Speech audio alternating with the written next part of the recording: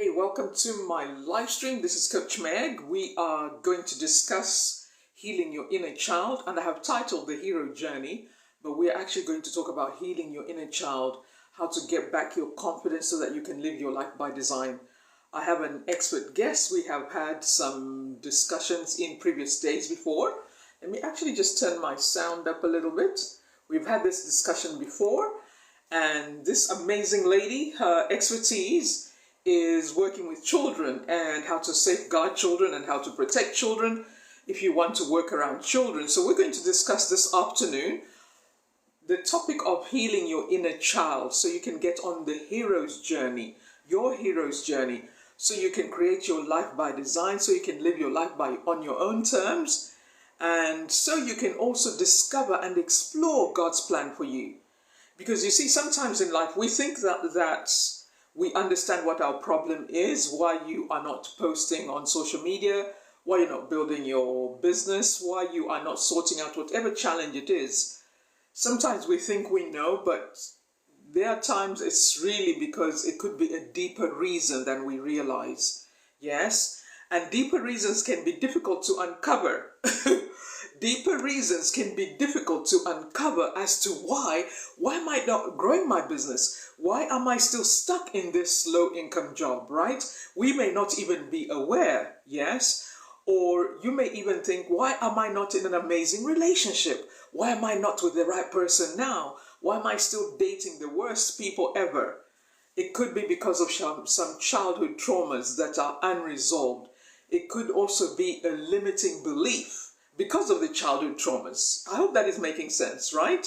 So I'm going to invite somebody who is an expert in childcare and safeguarding and protecting children. We have started talking about the last few days, anybody who wants to work with children. Maybe you want to be a teacher, or you want to start a child minding facility, or you want to start a children's daycare center. So I asked this lady, very amazing individual, to come on this live stream, and we're going to discuss this a little bit further and make it like a masterclass where you can ask questions, and so you can feel free to even work with us at a deeper level, because what this guest does, right, is she will help you to navigate what could the issue be. Maybe you experience abandonment as a child, or maybe it could be because your parents didn't give you the attention that you deserved, right? And sometimes we're not even aware of this, that it's showing up as we are adults. So in this space, what I'm trying to do today is to create an opportunity for us that no matter where life finds us, if there is something that you want to do, something you want to accomplish, it makes sense to try and find out, why am I still doing the same thing, right? Because did you know, when you stay in a low-income job, that is a trauma response. Yes. Another thing I discovered from a doctor a few days or a few weeks ago about the empath. Has anybody heard about this term, being an empath? You know, you're sensitive to what other people are feeling, and it can be quite debilitating, right? Where your own life, you can struggle because you can pick up on other people's emotions. And this expert has actually debunked being an empath. But we won't talk about that today because it is quite a bit to uncover. And I think hopefully one day we'll just look at a little bit more on that. That people are not really an empath. Being an empath is a trauma response. It is a way of protecting yourself from what happened in your childhood. And that the doctor who came up with that research also came to the wrong conclusion. People are not really an empath. It was a trauma response to something that was happening in your childhood. So that's just something I thought, we can explore another day, something to think about, And yeah, so anyhow, so welcome to the live stream. This is Coach Meg. We are going to talk about healing your inner child so that you can build the business of your dreams, so you can design your lifestyle the way you want it to be, and so that you can explore the opportunity to work with coaches at a deeper level. Yes, so I bring the business side of it. I bring the marketing, the personal branding, And my guest is going to bring the healing your inner child, your childhood traumas, how to address them correctly, okay? And I hope that will make sense to you. And if you have any questions, we're going to talk about this a little bit further. So what I'm going to do is try and just check. Let's see. I'm just going to try and check. Just check. Let's see. I'm just going to try and check.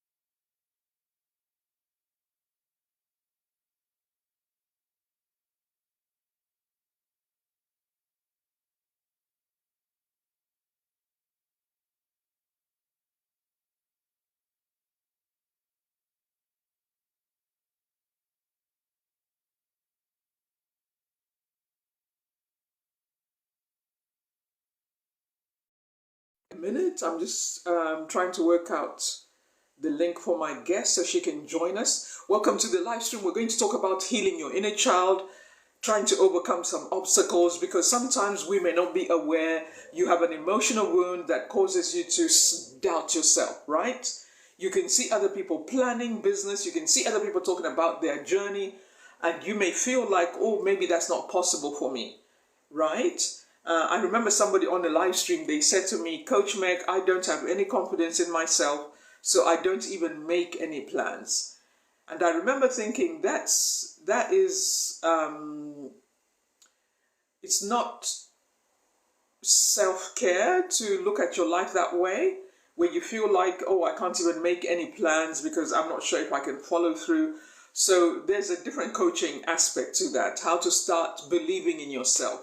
Yes. So welcome to the live stream. I'm just waiting for my guest. My guest will be coming and joining us shortly. If you have any ideas or you have any questions you are thinking about, some challenges you may be facing right now, and you are like, I need to get over this challenge. I need to heal whatever memory I may have. Okay? Because it could be a memory. It could be something that happened. It could be something that a parent or guardian said. Yes? You know this, right? Do you know that you can be an adult, and because of something somebody said in your childhood, it can still be playing out in your mind, although you are a grown person. You can try to even, let's say for example, right, you decide to start a service-based business, because this really happens. You can start a service-based business and you can be doing well, you're going on, and then you want to start taking on more clients because you can see the business is growing and the business is doing well, but you may start feeling intimidated that it's going beyond you, it's getting too big, right? I shared on another live stream, just as an example, I shared on another live stream, there's a young lady who has an amazing brand here in London, and she posted one day she was having a breakdown because she felt like this is too much for her, she cannot cope. It was really interesting to see because as a mature woman, I had so much compassion for her, and I felt like reaching out to her and just encouraging her, you'll be fine. But I remember one of the things she said was she felt like it was too much. There was too much success. She couldn't cope anymore. And you could tell, even as she was sharing, she understood that other people will not understand why she's having challenges in her business, when other people admire it, when other people are like, oh, I wish I had a business like yours. She had enough self-awareness that some people may not feel like this is a big deal. But fortunately, Steve Bartlett, I think his name is, I need to get something, just a second, I need to get something. Right, there we go. Anyhow, oh, I'm big. Steve Bartlett, you know, the Diary of a CEO, you'll see him here on TikTok. He saw the video, there was a lot of, oh, I'm big. Steve Bartlett, you know, the Diary of a CEO, you'll see him here on TikTok. He saw the video, there was a lot of contribution, a lot of engagement. People were a lot of encouragement from the audience, which was so good. So he offered to support her, and he offered to work with some of his own coaches to help her to hire coaches for her business. And I was like, this is how life is supposed to be, right? This is what I love about social media. This is what I love about social media, guys.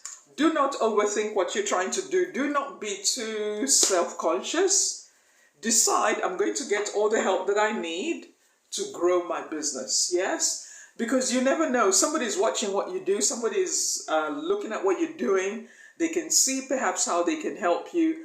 And sometimes people may not be willing to help us because we are not talking about our frustrations and our challenges. Right? I hope this is making sense to somebody. Sometimes because we don't talk about our challenges, the people who can help us don't know. Okay? So that is why we're doing this session today. We are talking about healing your inner child. Yes? And one of the things I've learned on my own journey is radical compassion. How to have so much compassion for yourself. How to be so kind to yourself that even if the business is not going in the direction you want it to go, decide that I'm going to give myself enough time to learn what I need to learn and to get all the support that I need. I hope that is making sense to you, yes? I hope that is making sense to you. I'm just checking. I think my guest is supposed to come on anytime now. It could be there's a, time difference issue and all this. Anyhow, welcome to the live stream. Welcome to the live stream. If you have any questions business related or habit related that could be because of unhealed childhood trauma, we're going to talk about that, okay? We're going to talk about that. I'll just have a sip of my tea. Oh, I love a hot cup of tea. I don't know why I love a hot cup of tea. It's like heaven, a hot cup of tea. We all have something, right? What is your thing? We all have something that is just like, it is so simple. It is ordinary day to day, but I love a hot cup of tea and I'm very grateful for a cup of tea. I remember in some of my early days, people would talk about that. People who live in the UK love cups of tea. Now I understand. It's because of the cold weather. Now I understand why English people love their cup of tea. It is the cold weather. When I worked in nursing, and elderly clients in the community, they love their cup of tea. And a cup of tea, they would say to me, Meg, a cup of tea solves every problem. And I'm like, really? A cup of tea? But now I can understand. Because when you have a cup of tea with a good friend, right? You're having a cup of tea on a live stream, you're able to share ideas. It's like a central meeting place. I hope that is making sense, yes? Hi, Charlie. Welcome to the live stream. Thank you for the follow. Appreciate you. Oh, TikTok has these new rules about live streams that I think it's going to be interesting the next few days when I do live streams. Things you can say or not say on live streams. We all have to level up according to the new community guidelines, So anybody on here, by the way, does live streams? Anybody on here do live streams? Let me know, guys. Anybody here do live streams? Hi, Joseph. Thank you for the hearts and the likes. Anybody on here who's watching do live streams? I want you to share some of your ideas or challenges that you've been facing. While we're just waiting for my guest, I've got a guest that is coming. I think that she's in another country. It is amazing. I love this, social media thing.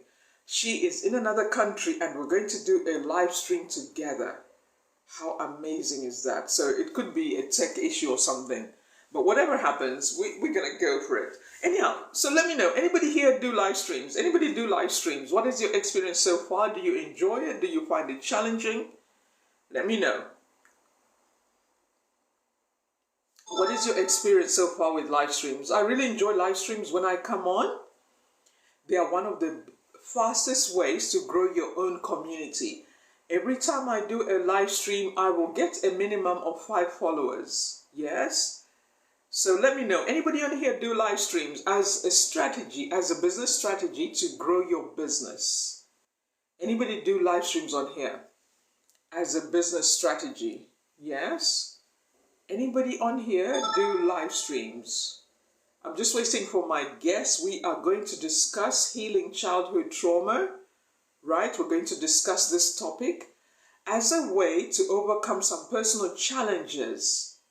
You know, somebody in the audience may not realize is the challenge they have. That is why they're not building their business. That is why they're not consistent. That is why they're, you know, dealing with the same thing. Yes. So it could be, you may not even be aware that the self-doubt comes from childhood. Hi, Jupiter Nature Remedy. Oh, I like your name. Do you have like a health and wellness shop? Do you have a health and wellness shop? Welcome to the live stream.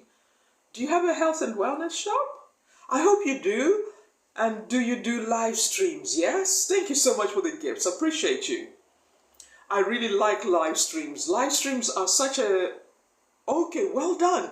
How do you find it? Is it good? Do you get a lot of engagement? What times of the day do you come on? You know, you don't have to answer all of them. I'm just going in rapid fire succession. You can let me know, Jupiter Nature Remedy. Do you get a lot of engagement on your live streams? Yes. Do you get a lot of engagement? I'm just waiting for my guest as well, guys. There might be some tech issues. She's in another part of the world. I really enjoyed this about social media, right? You can do a live stream or you can guest host with somebody in another part of the world. Listen, guys, I have a special offer for all of you as well. If you are in business and you need somebody to support you to grow your business online, that is one of the things I'm really passionate about and I'm excited about. Yes, we can work together and work out a strategy where we are doing workshops every single day. Because listen, guys, as we go into 2024, be really radical, okay? I want you to be so confident and love what you do so good that you're always tweaking things, you're always changing things around to make sure you are attracting. Okay, well done, perfect. You do live streams to generate leads for your business. Very good. I love that. That's very good. How are you finding it? Is it helpful? Is it encouraging? Or do you think it could get to another level? I just love how this is mind-blowing, guys. Let me say, this is mind-blowing that you can actually start talking to customers directly from a live stream without paying anything. Okay, that's brilliant. That is good to know. I love that. I love that. Because if you think about it, I've been in the online space for a while and I've been around marketers and marketing because I used to work in nursing for many years. So I had to learn how to start doing marketing online because the business world was strange to me, right? You know, from looking after patients to doing business and marketing, it had to take a lot in my mindset. I had to overcome the mindset of just being a giver and to become somebody who can give and take, yes? That was really challenging for me because I was trained to just give, you know, the whole day, all the time. That's one side of it. There's also a positive side to it. Because of my healthcare background, I use the same mindset as well.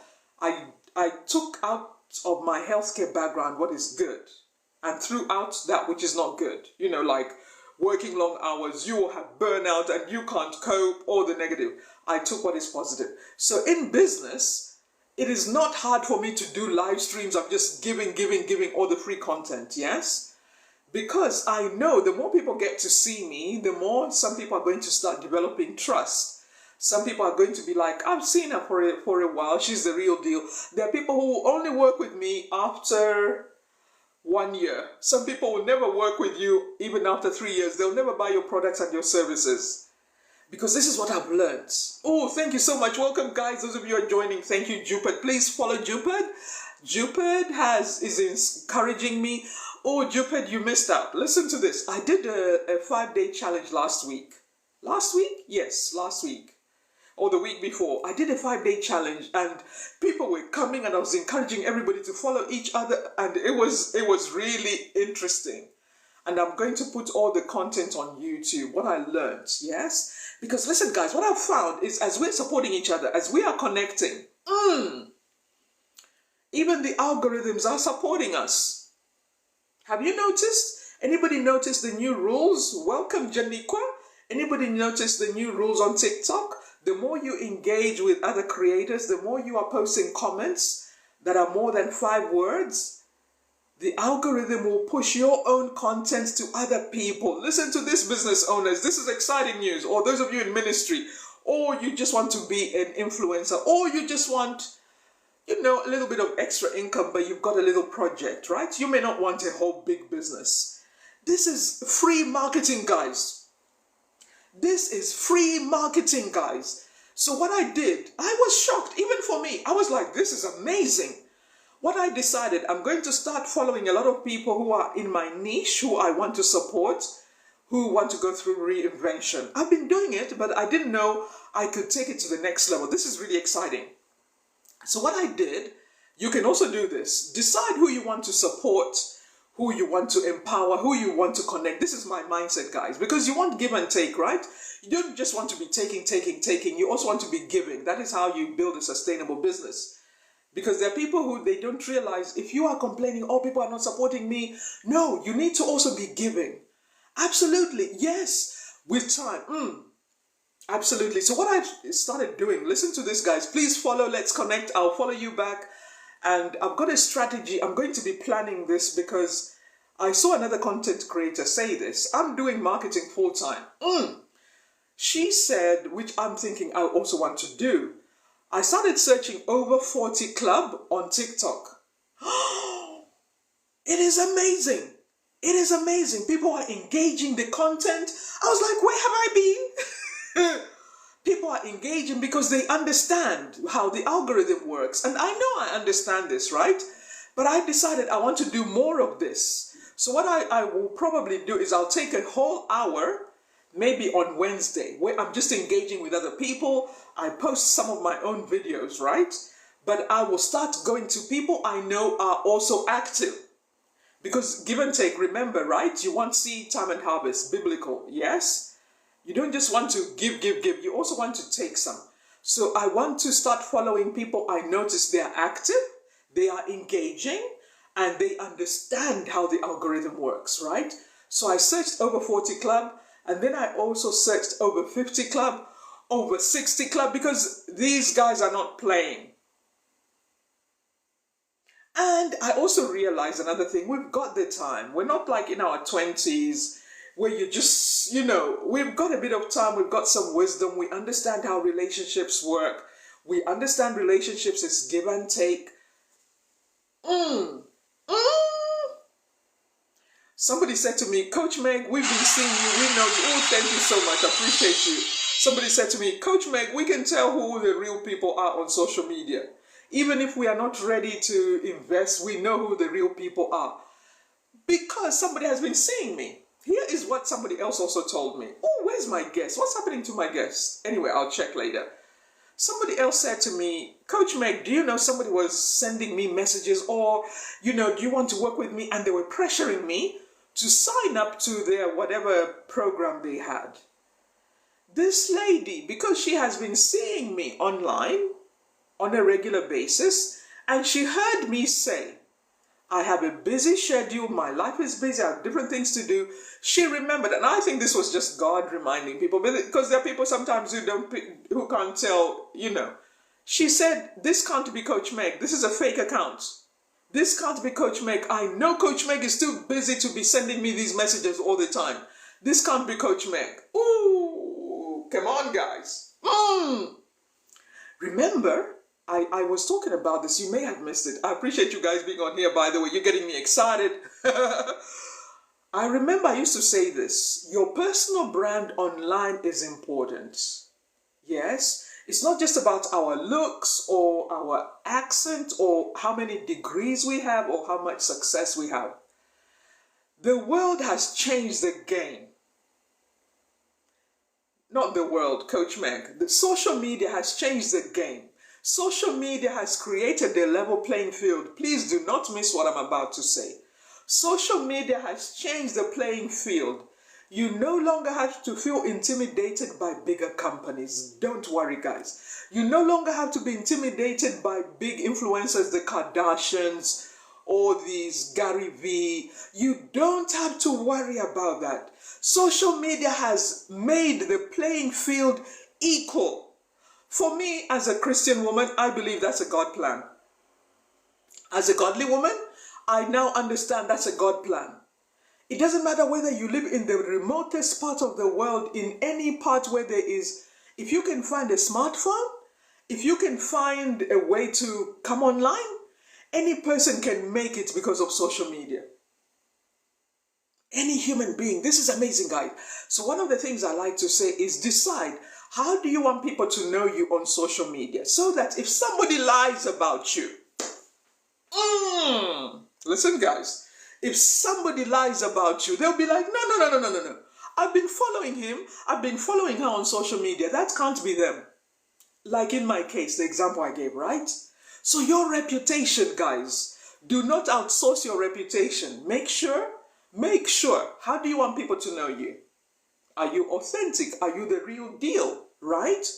Do you want to build long-term relationships? Because those are social skills, huh? Those are social skills. Yes, Jupiter. Social media has turned the world to a global village. I like that comment. Absolutely. So if you see somebody being negative and critical and judgmental, you realize they don't yet understand the opportunities right under their nose. Yes? You can see that person hasn't yet caught up that the world, social media has created an equal opportunity for all of us. All of us. Even those of us who have started a whole new life, having walked away from healthcare, trying to navigate social media, how to make money by yourself. Shh. Sorry guys, let me just check. There's something happening with my guest. I'm not sure what's happening with her.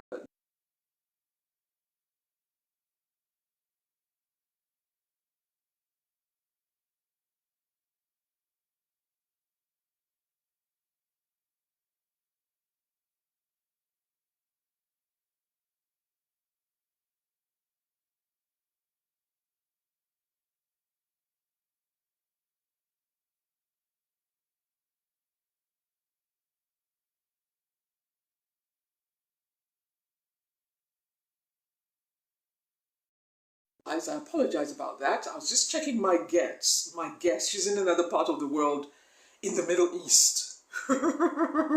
It's amazing to me, the opportunities. So listen, guys, remember, decide what your personal brand is. And remember, guys, it's not just about your products and your services. This is not an easy one, because especially when you really want to, yes, absolutely. When you really want to make money in your business, or you've got some bills that need to be paid, everything is urgent. This is my mindset, guys. This is also a biblical thing I've learned in the Bible. And I can train you with that. We can talk about this, yes? Make sure you have something else that can support this big thing you are building.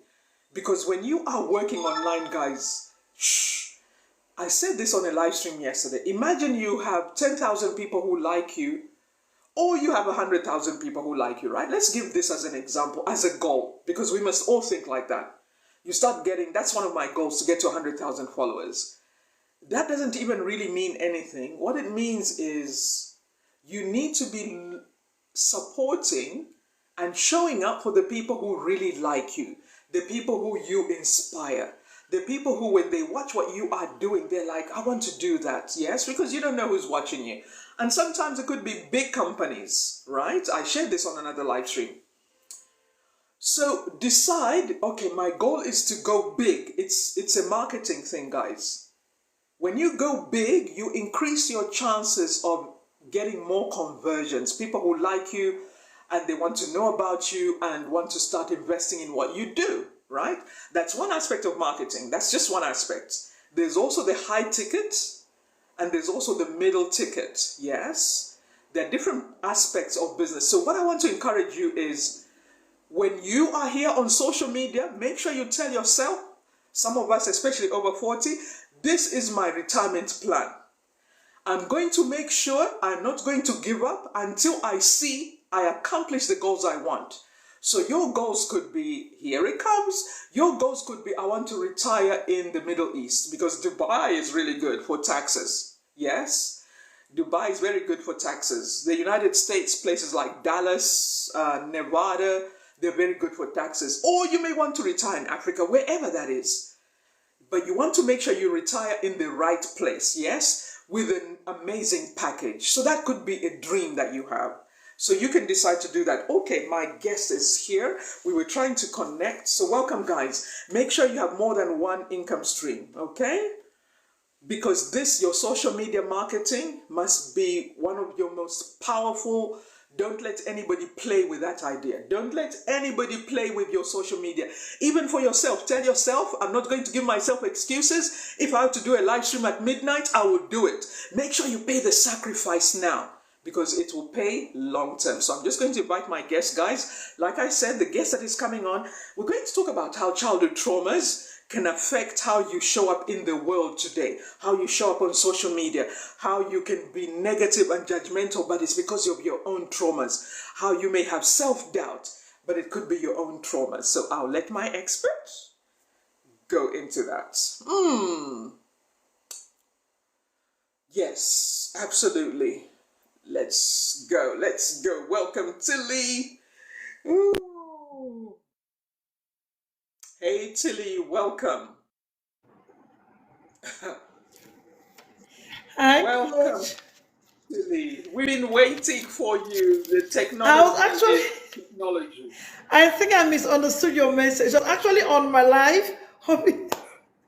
I'm sorry about that. I'm so Don't sorry. worry. Maybe I Don't didn't worry. understand the message. Yeah. Good evening to everyone in the house. Ooh, we have an amazing community here today. We have people who are running their own businesses, and the engagement is so good. So I was just like, come, Coach Tilly, come, Coach Tilly. Those of us who are here, please welcome Coach Tilly, amazing lady. We have a lot in common. We have both traveled. We live in different parts of the world. We have some things in common, and it's just amazing. It's just amazing.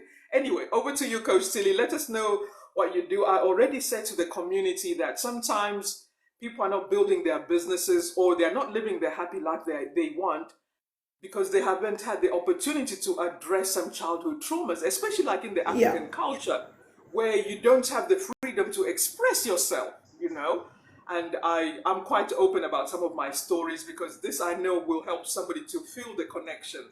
I remember, one of my things is one of my family members used to be scary. So to talk to them that there's something you're not happy about, it's like, who do you think you are? Even as an adult, even now, there are older women who want to treat you like a little child, right? So you can see grown women who act really shy because they're afraid, right? Because of the training. They were trained. I've seen, and some of these things you can even identify in your own heart. Like, why do I behave like that when I'm working with other people? Because there's healthy confidence, but there's also a shyness that is not healthy. Ooh, take the floor, Coach Tilly. Take it, Coach Tilly. Okay. Good evening from my side. And I wish you all a happy Sunday wherever you are. I wish to thank you, Coach, for always having me on. It's such an honor Oh, to meet you, for you to pull me up to this level. I am grateful. I pray God will bless you. you're Because amazing. yeah, what you do is you look at the good in people, the talent in people, and you try to build their confidence and make them understand that they have a place in the world. They can make a change. I am grateful for that opportunity. So Tilly on TikTok, I'm Tilly at safeguarding slash CPO. CPO is Child Protection Officer, because I'm a child protection officer. I'm passionate about the well-being of children, the mental health, their physical emotions, everything about children. Yeah, concerns me a lot. So one of the things I do is I advocate, and we train teachers or parents, well, those who want to get into child-minded businesses, to be aware of the importance of loving these children from their hearts. They should be aware of abuse, because most often we children go through abuse, but parents think it's a form of discipline. But you don't know that you're abusing the child in one way or the other, and it plays. Can you hear me, Coach? Is my voice okay? Yes. Oh, absolutely. Absolutely. You're good. You're good. Okay. So most often we just want to treat these kids as we were treated. Yeah, and that's just it. Normally, if you are beaten, you want to transfer that. You have that the subconscious, and you want to treat your child or any child that you come across the same way. of which is that's not how it is. Most of our parents were ignorant of the way they would treat us. They were ignorant of most parents, or a lot of fathers abandon their kids. That is neglect. But we don't want the parents of this our generation to do that to the children, because it's affecting them. So that brings us to today's topic, which is all about childhood trauma and childhood trauma to adulthood. Okay, some of the things that we do, like Coach was saying, you see a grown-up lady, she's just shy, smiling, she's timid, she can't speak out. You might think that that's, oh, she's well brought up, she's being humble. No, I call that an idiopathic humility. I usually say that. If you can't speak out for yourself, if you can't stand to talk and defend yourself, oh, let your points come out, then I think there's a problem there. So to me, I refer to that as an idiopathic humility, because you don't know what you're doing. You're just behaving very funny.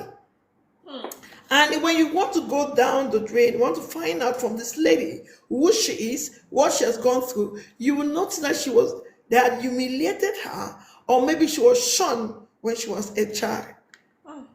So she cannot express herself. And we find that a lot in the African community. I don't know if the Africans in here, I don't know, it happens in the Western world, but most often in the African community, they will tell you to shut up. They'll tell you you don't have to talk. When elders are talking, you don't have to do this. At one point it's good, but we need to moderate the way we go about it. We need to be careful that emotionally the kids are not damaged, physically they are not. So I'll just go right away. I'll move on to the causes of childhood trauma. And remember, I said the childhood trauma takes us to adulthood. So whatever point, okay, hi Sister Jupet from Africa, good to see you. All right. So whatever happens in your childhood, please, if you're a mother, if you're a school owner, whoever you are in the life of children, I want to plead with you to be serious, to be intentional about raising them the right way. Be intentional about how they think, how they feel, and how they go about their things, because it's going to extend to when they become adults. Reason why we have a lot of things happen during their delinquencies, a lot of things happen in teenage lives, they're happening in marriages. They are underlying trauma that was not well handled. So we're calling on parents to join the call, join the advocacy, and let's talk about this and fight it. So one of the things that causes childhood trauma is abuse. Abuse can be physical, abuse can be emotional, abuse can be sexual. One of the things. So when you're abused, you've been abused physically, at times they'll beat you to a point where you can't even breathe. You wonder what you did. At times the kids are even ignorant, don't know what they have done. I was just playing. But to you, you're beating a child without reasons. With a child without explaining why this child has to go through the beatings or whatever. So physical abuse is also, it's a terrible thing that happens to kids. It causes a lot of childhood trauma. I will tell you, I grew up in Africa and I was beaten 1 or 2 times. I'm grateful my daddy was there to protect me and my mom as well. But there were times I was beaten and I've never forgotten those moments. By cousins, by friends, all of those things, yeah. You don't forget them. Then what more of a child who is being beaten and maybe used this pressing iron on the body, you have strokes, you have all of that. So we have to be careful. And Coach, remember in our last live session, I asked, what amount of corporal punishment do you think that can reset a child's brain to suit your personality? Yeah, none. What Never amount? works. Because at times we say, I'm going to beat you to death. I will beat you until you change. So I just want to ask you, how many strokes of a cane do you think you give to a child? Remember, a child is someone from 0 to 18 years. That is going to bring that child back to order. So since we can't measure it, since we don't know what is appropriate for the level of that child, we need to be careful. We have to be careful about it. Because we have children who have been beaten to death. Yeah. Just by a spank, we have kids who develop ear problems, eye problems. We have kids who are on wheelchairs because they were beaten and pushed. Yeah. And the pain. So that's it about the physical abuse. Emotional abuse is attached to physical abuse. Emotionally, they are not happy. Some kids will keep that pain, they will not forgive you. It becomes bitterness. And do you know the worst part of it all? They are going to transfer that pain to their younger ones, or they'll transfer it to their classmates. That's why you see have bullying in schools, the listing a child is going to punch, all of that, because they have a pain in them. So we need to really work on this. We have sexual abuse. Children are not up to term, they are not yet mature, and you get adults trying to penetrate them, trying to abuse them, maybe by using objects or fingers or whatever. That child's body is not yet ready for that action. So mind you what you do. And it's so dangerous that a lot of children, they're going to shrink in. When I talk of shrinking in, it means kids who are outgoing, they had a good personality, they suddenly become so quiet because their personality, their dignity has been taken away. Their innocence has been taken away. So if you're watching us today and you are a victim of such abuse, we want to assure you that there is hope for you.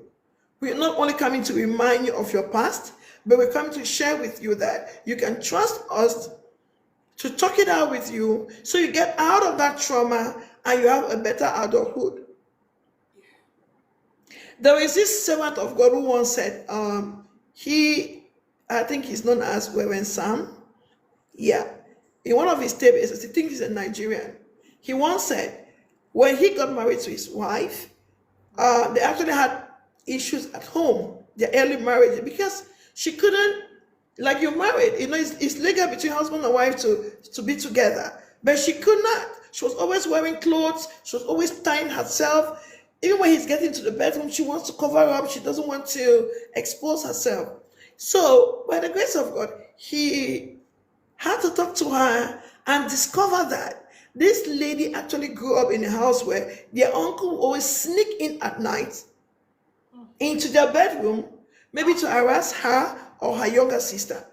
So they became used to wearing trousers and putting on pants and double things on their body. So wherever this uncle of theirs come, before he wants to touch them, they will scream and all of that. It became a habit.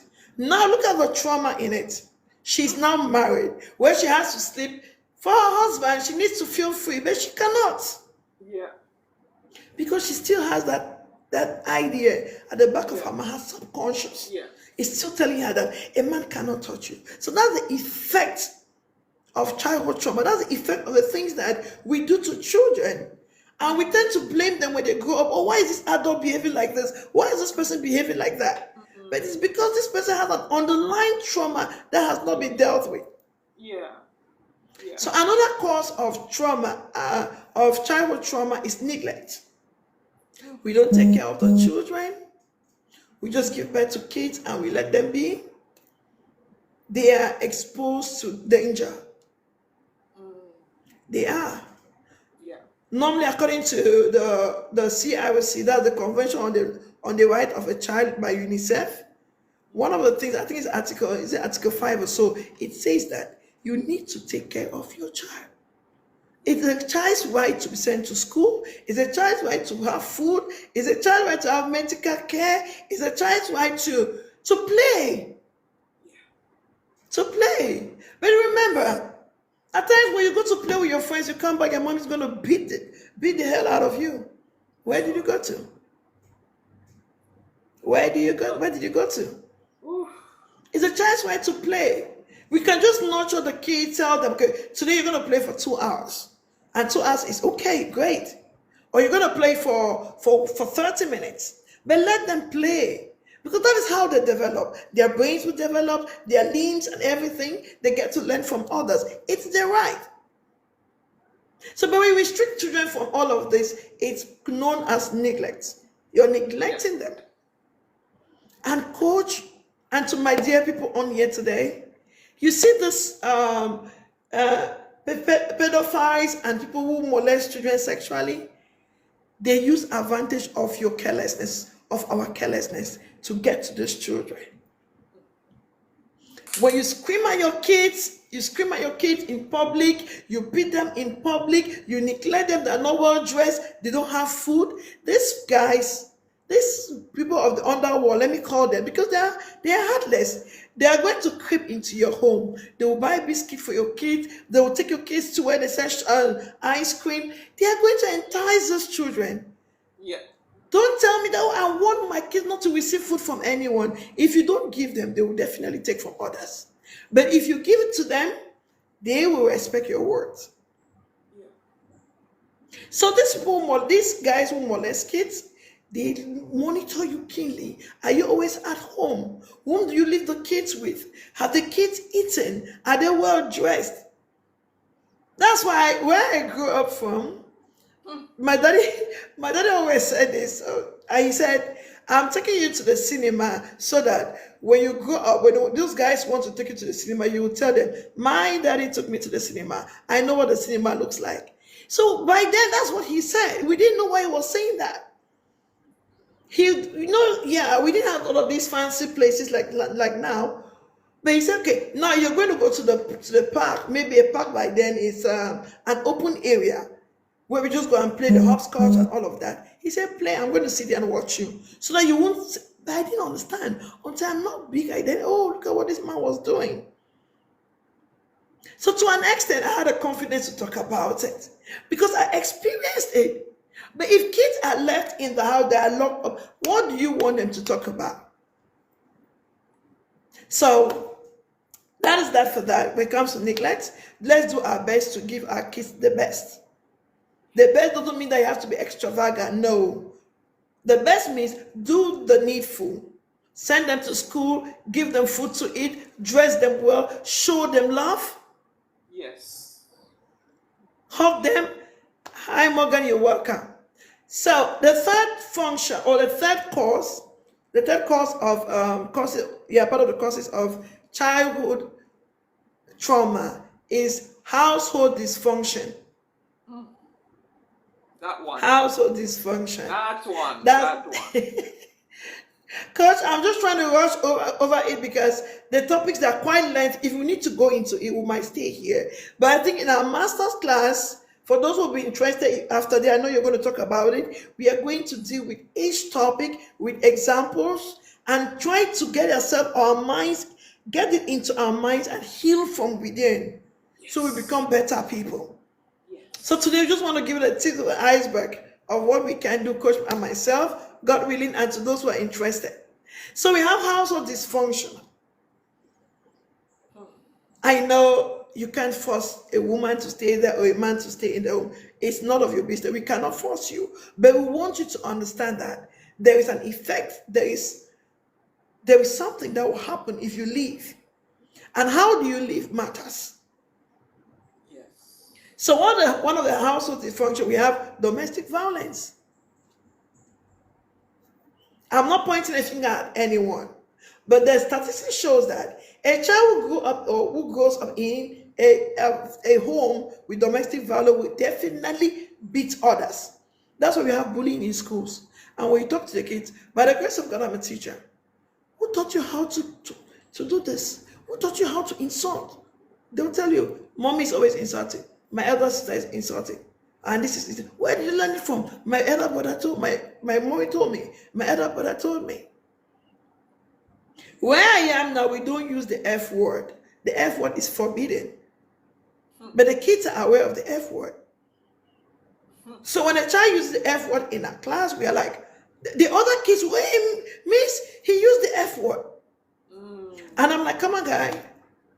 What happened? Where did you learn that word from? Who told you? Some of them say, oh, my brother in one movie, my brother did this. And we need to call the parents to put a check on what they are watching. We need to do that immediately. So why am I bringing these examples to you? The domestic violence, the quarreling, the fighting, that brutality, it plays on the life of those kids. And we are so heartless now, we don't care if kids are there or not. Yeah. For those who are going to join our master class, we're actually going to go into the depth of this because some of us will share our personal stories. We're going to share our personal stories so you get to understand exactly where we are coming from, why we've chosen this route, and why we're advocating for this to change. Yeah. Because it's never the best. So the next thing that destroys children or give them childhood trauma is the use of substance. The use of substances. As a father, you want to get alcohol, you send a little boy. What are you putting in the child's mind? Why don't you go get alcohol yourself? You want to get cigarette, you send your little boy. You do all of that in front of the kids. I don't think it's right. No. At times, some of you go to take the stuff and everything. It's dangerous.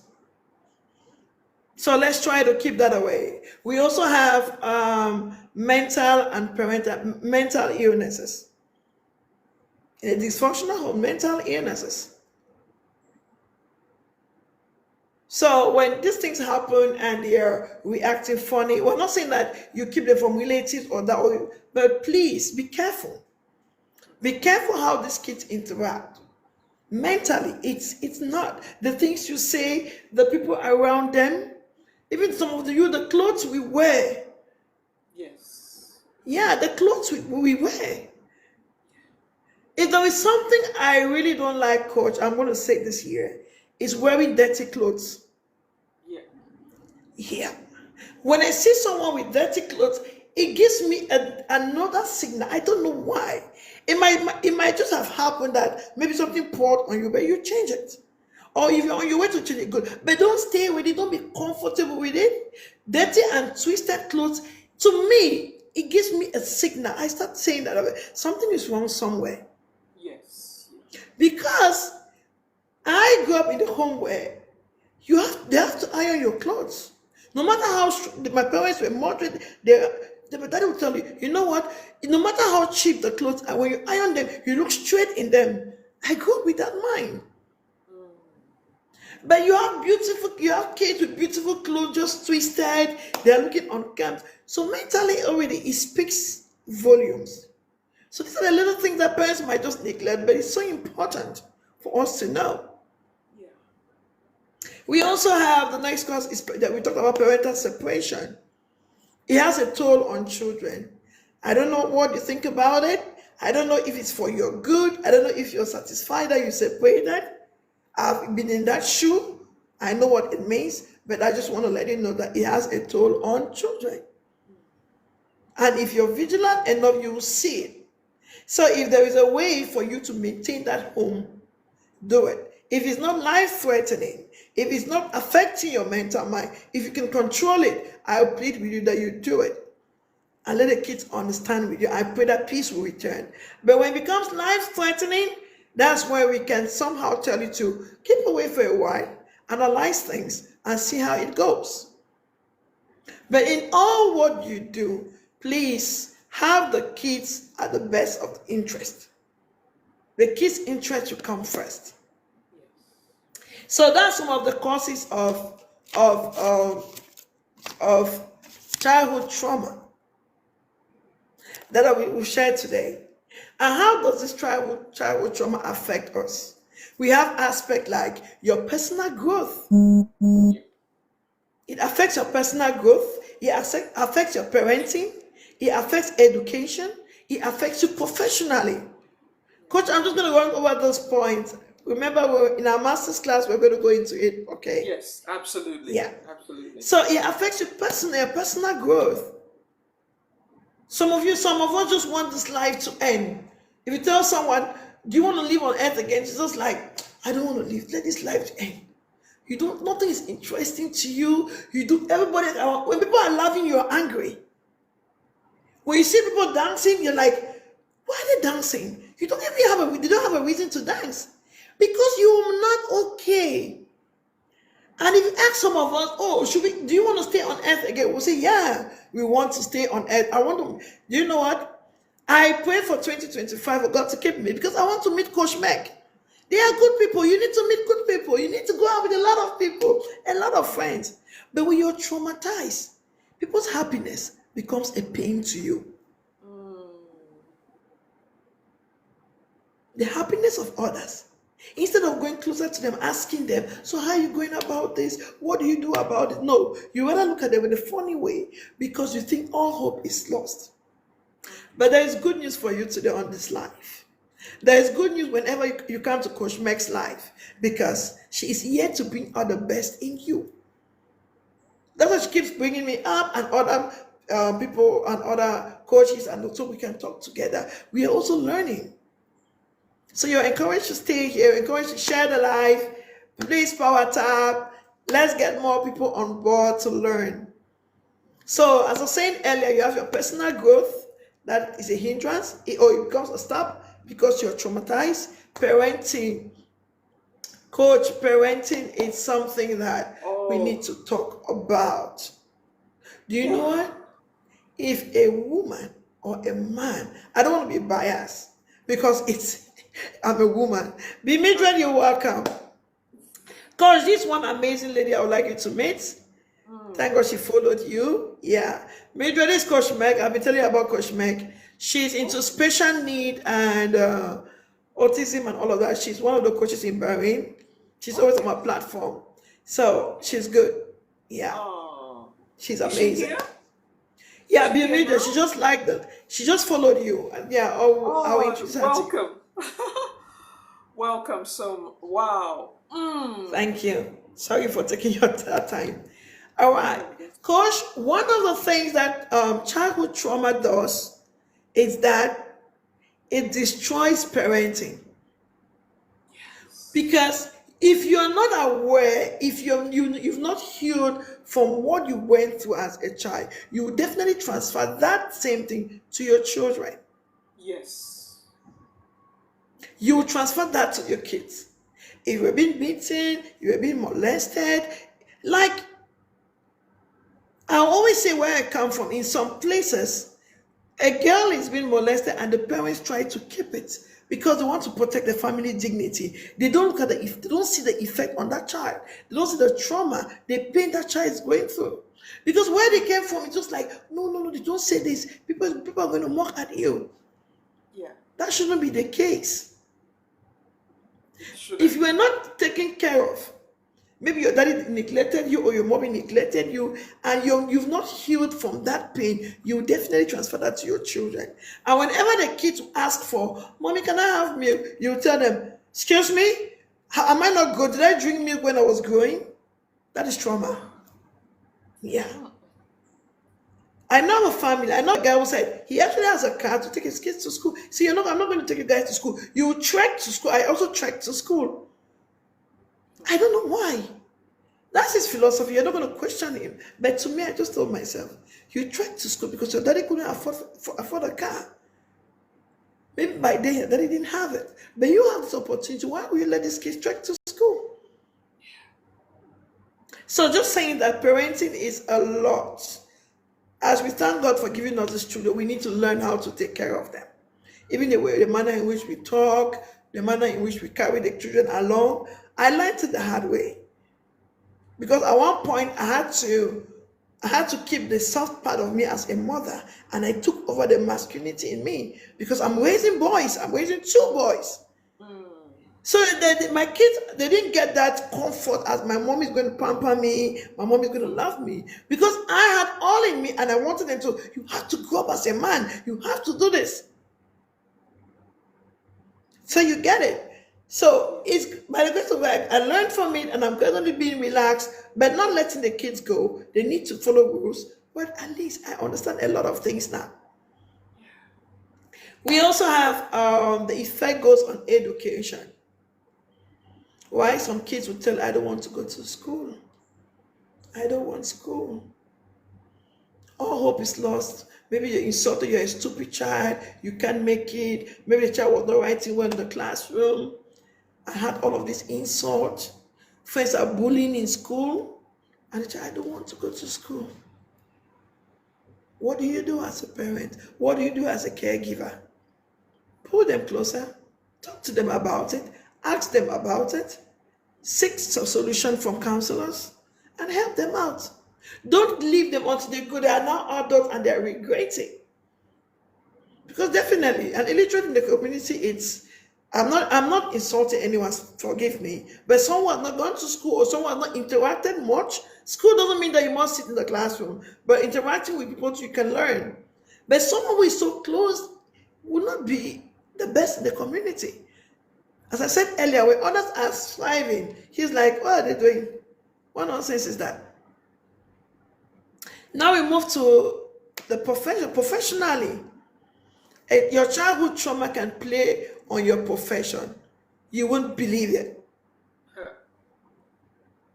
You won't believe it. Thank you so much for the gift, Jumaine. God bless you. You won't believe it.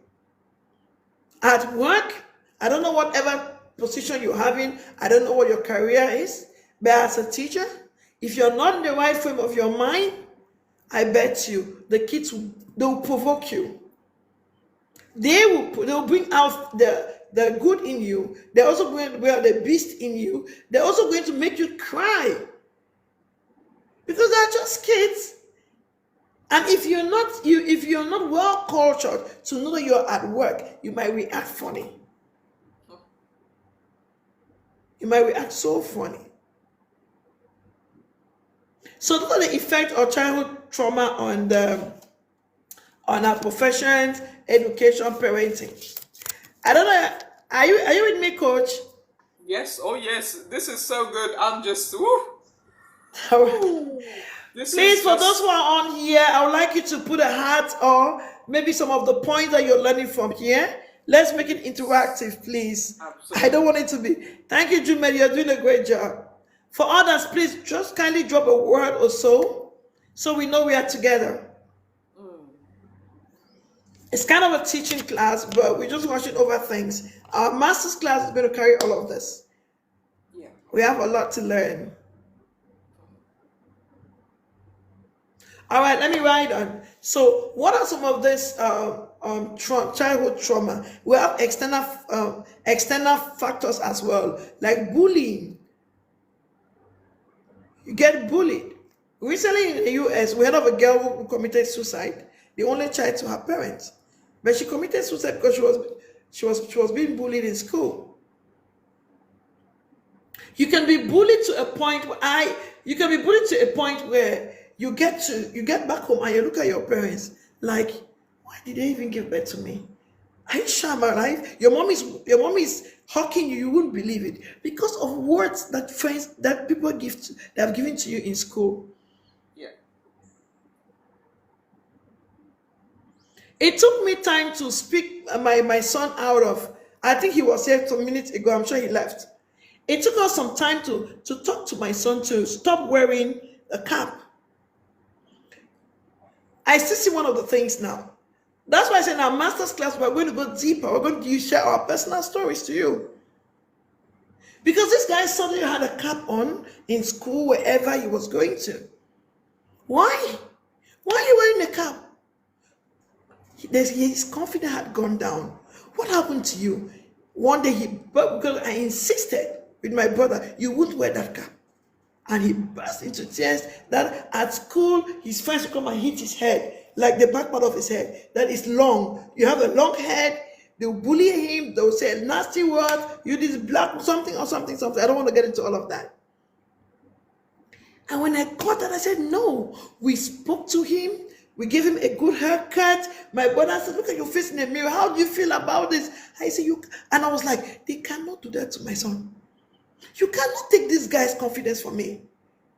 He's so bold. He's outspoken. We just have to tell him to do it at the right time, know what to say at the right time. But you cannot put fear. You cannot bully this guy until he's even afraid to dress up to come to school.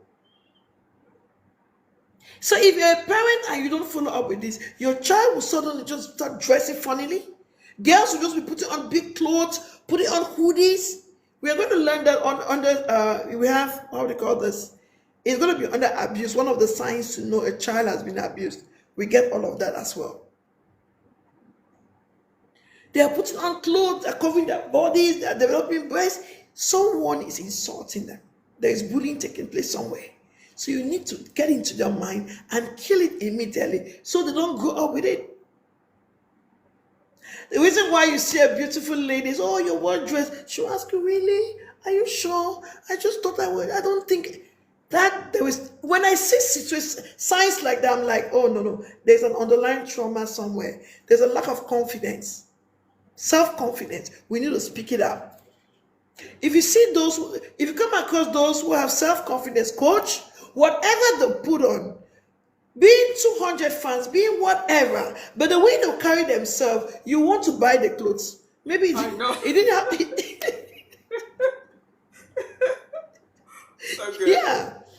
So good. So please, that's some of the effect of childhood trauma. We also have the community violence. True. We have the community violence. Oh, coach. In Africa, we believe that a child is not raised by the parent alone, it's raised by the community. And I've also come to tell you that a child is not being destroyed by parents alone, it's also being destroyed by the community. What happens in the community, you have to be careful. As much as we want to develop our community, that's why we go out for advocacy, that's why we need to go talk to people around, to parents and to friends. So that when your kids are out there, when your children are out there, they will know the right things to do, and they know their rights. So community violence as well is also a problem. The community, when I was growing up, I always use some examples. There's this proverb, or there's this word that said that a bastard is not known. A child does not know he is a bastard from his home. He knows he's a bastard from the community. I'm going to say that again. A child does not know he's a bastard from his home. I'm a development worker. Oh, Jupe, that's great. Thank you. A child does not know that he's a bastard from his home. Maybe in that home, he doesn't have a father or whatever happened, but he's been loved. He's shown love and everything. Or maybe he was adopted and he's being catered for. But guess what? The community with that child, they know everything from birth. And one day that child will be passing by. They're like, hey, why are you so proud? Why are you wearing this kind of clothes? Do you even know who your daddy is? The community will talk to your child. So you have to be careful. The community which you're bringing your children up. You have to be careful the surrounding. Those in the community, we need to talk to them. You have to be nice with your words. Yeah. Be nice with children. Be nice with your approach. Yeah. We have natural disasters as well. Those are external factors that can cause childhood trauma.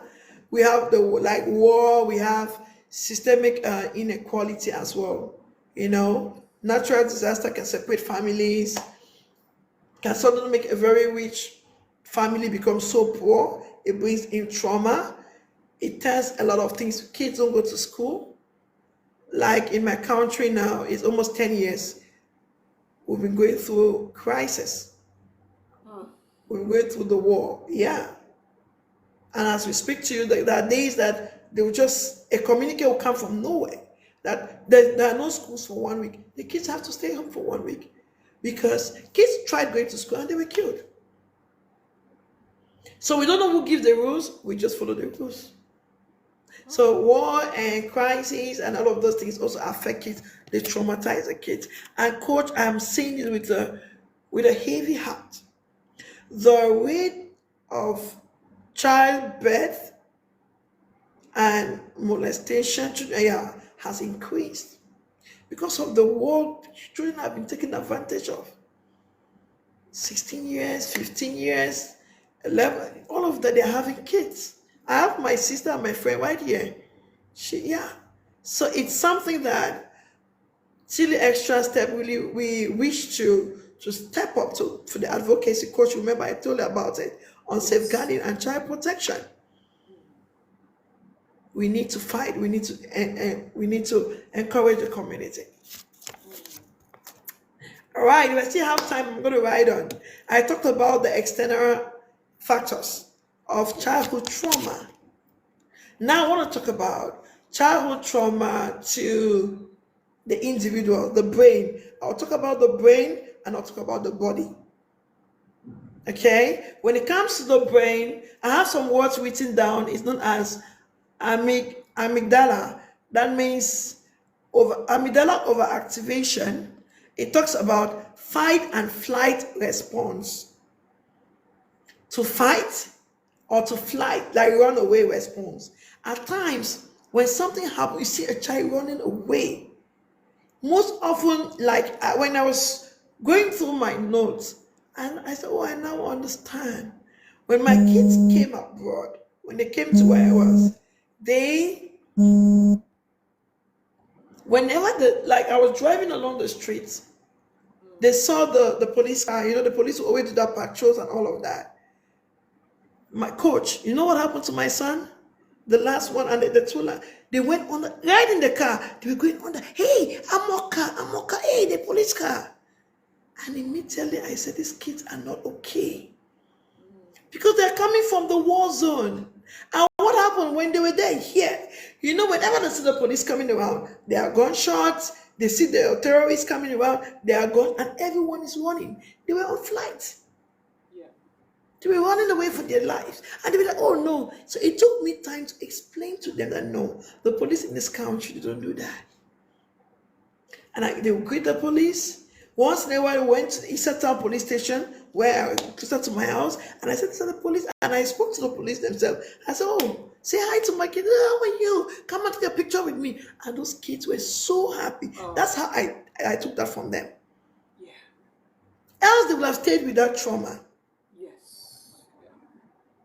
Okay, we also have the hippocampus, that is the impaired memory.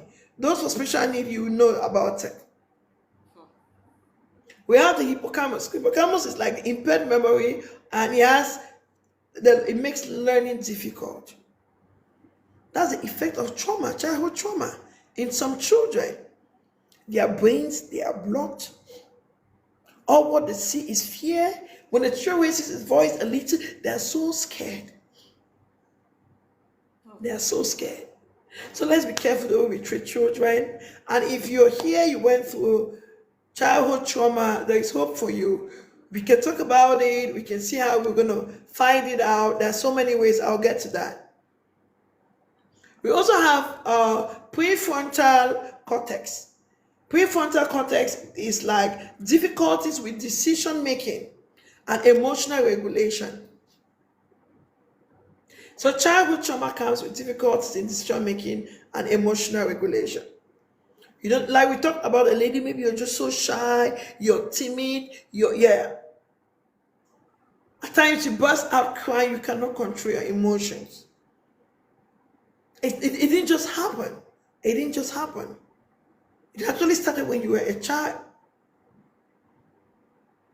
So if we are keen, when we learn, I think by now you have to ask questions. People tell, oh, I usually see this. I saw the sign in my son. I saw the sign in my neighbor. I saw the sign in my classroom.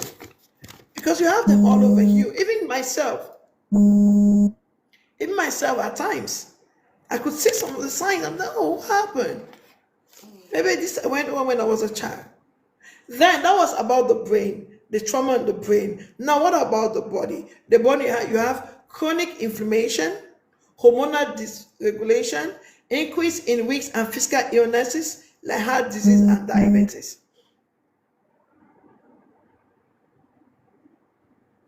So you have all of this. You have all of this put together. So if we are not keen about it, we are going to grow up to our adulthood with all of this pain. You see, at times you tell an adult, oh, what happened to your hand? Oh, I was beaten. And we know it. We have scars. Oh, I was beaten so well. This happened to me. And do you think they'll take that off their mind? But if you talk to them, maybe it already happened. You help them to forgive. You help them to let go and all of that. Then they will be okay. And one of the reasons why we're insisting of solving childhood trauma is that we shouldn't take it to the next generation. Yes. We should have a better life, and we shouldn't transfer that to the next generation or the kids under our care. All right. We also have another effect goes with I think Mimi is here. If she's here, she will understand this better. We also have the behavioral and emotional effect on adults. Now I'm creeping into adulthood now. What happens to your childhood trauma is a behavioral and emotional effect on adults. And emotionally, what happens? You have the challenges like anxiety, depression, low self-esteem. Oh, yeah, it goes along. You're so depressed. The least thing happens to you, go right down, you're depressed. You're so anxious. There is low self-esteem as well. That's why there's a lady on TikTok here, Root to Roof. She keeps talking about self-confidence, building your self-confidence. Because we know that's not some traumas or some effect of childhood trauma that takes away your self-esteem. Also, we have this effect on your relationship. You might ask why this person grown up and doesn't want to go closer, doesn't want to be committed. They're afraid of intimacy. In most cases, those are the kids that grew up, maybe they were sexually abused. They didn't find love at home where they were growing.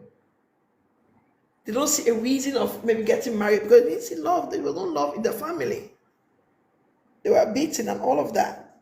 So we have the relationship. There is a fear of intimacy, difficulty to trust one another. I know somebody who told me that, oh, my mommy told me never to trust somebody. I'm like, oh, really? If you don't trust, we're not saying that you give your life to someone, but it gets to a point in life you need to trust somebody.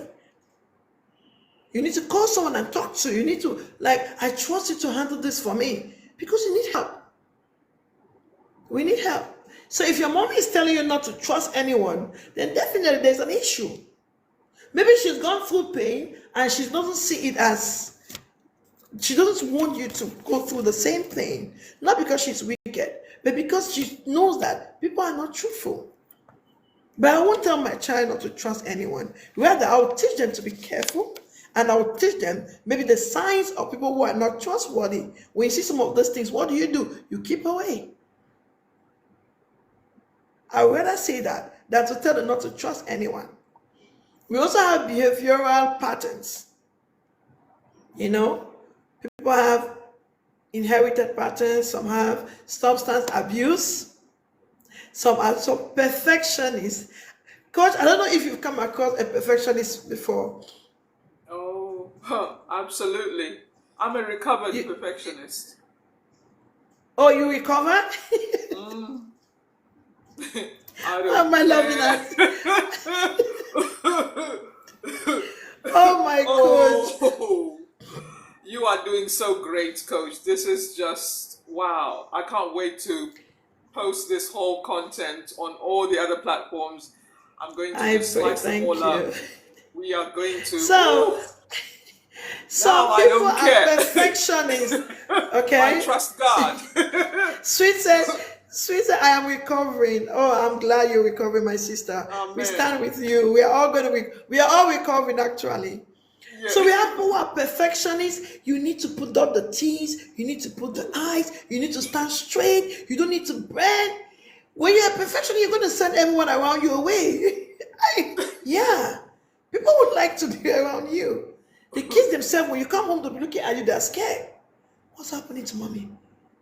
You know, they won't live their life as kids. They will not throw the balls. They won't play around because mommy says when it is dot, it should be a dot. When you want to slant the line, you have to slant the line.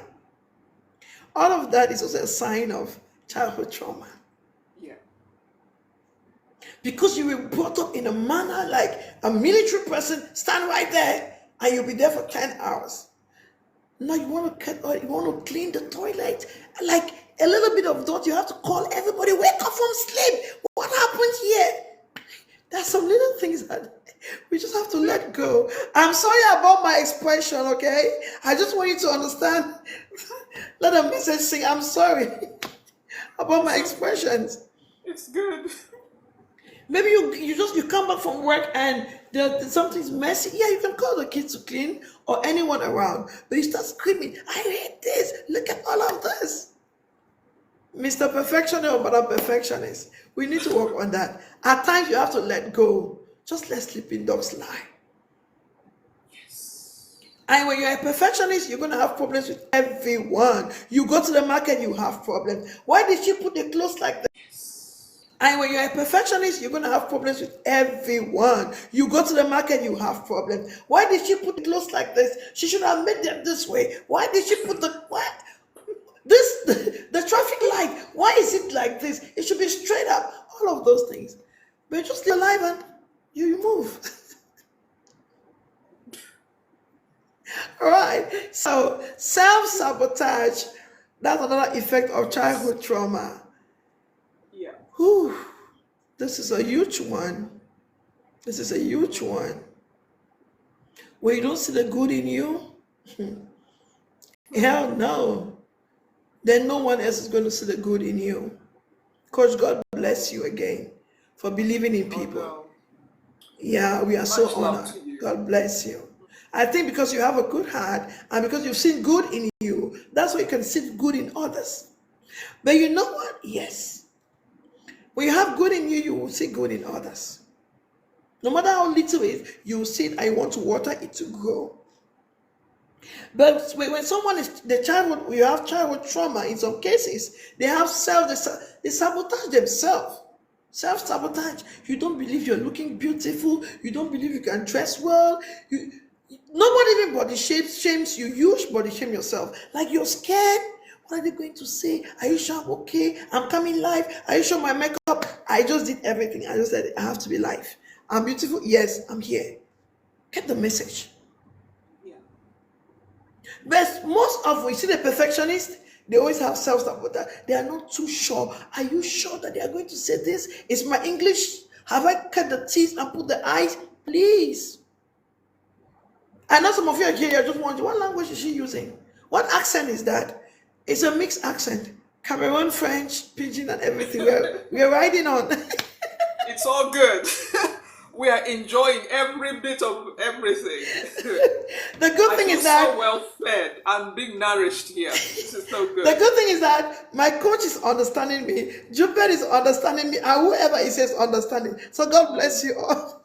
So what am I trying to say? I'm just to encourage you that have self-confidence.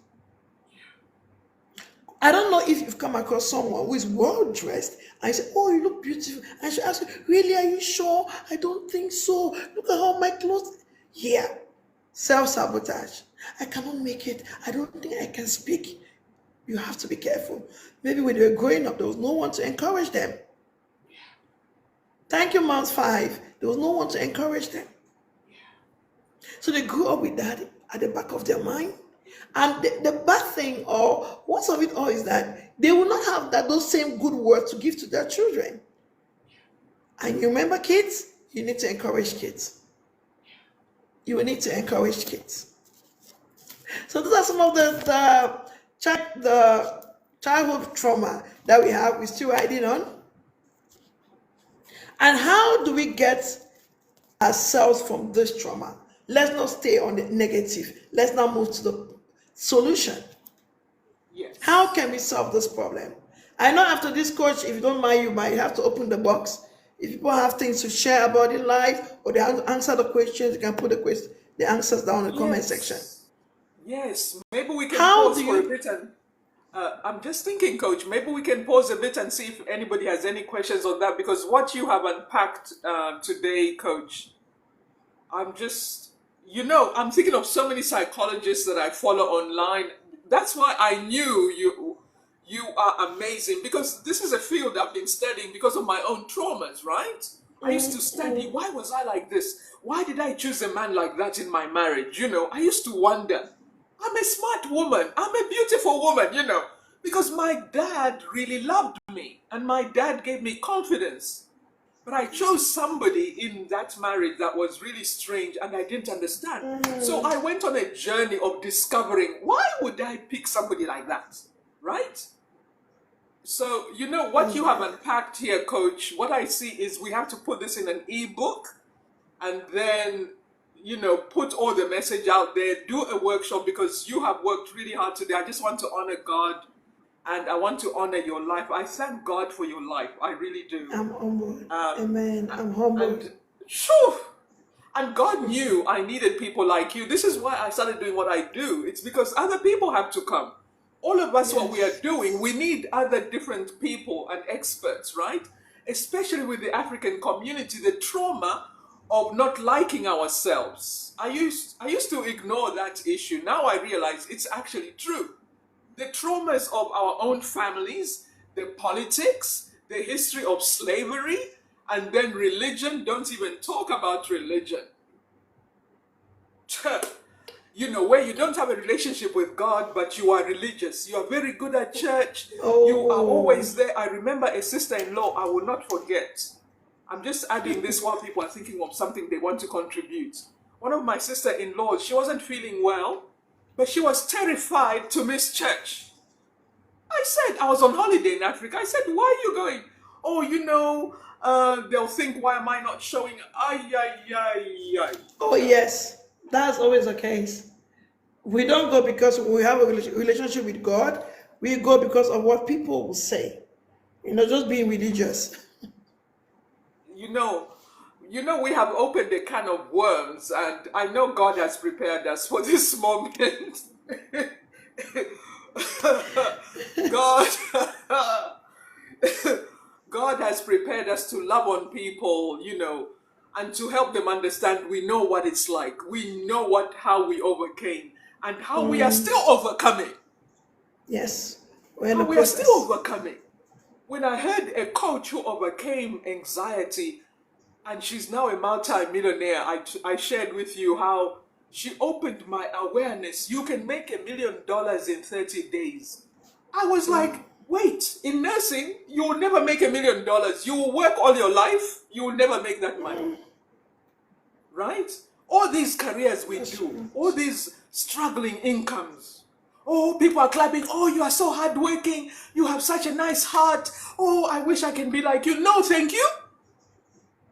You are nice, but you are struggling to pay your bills. You're ending up in poverty. Hey! You see, so we have opened a kind of worms.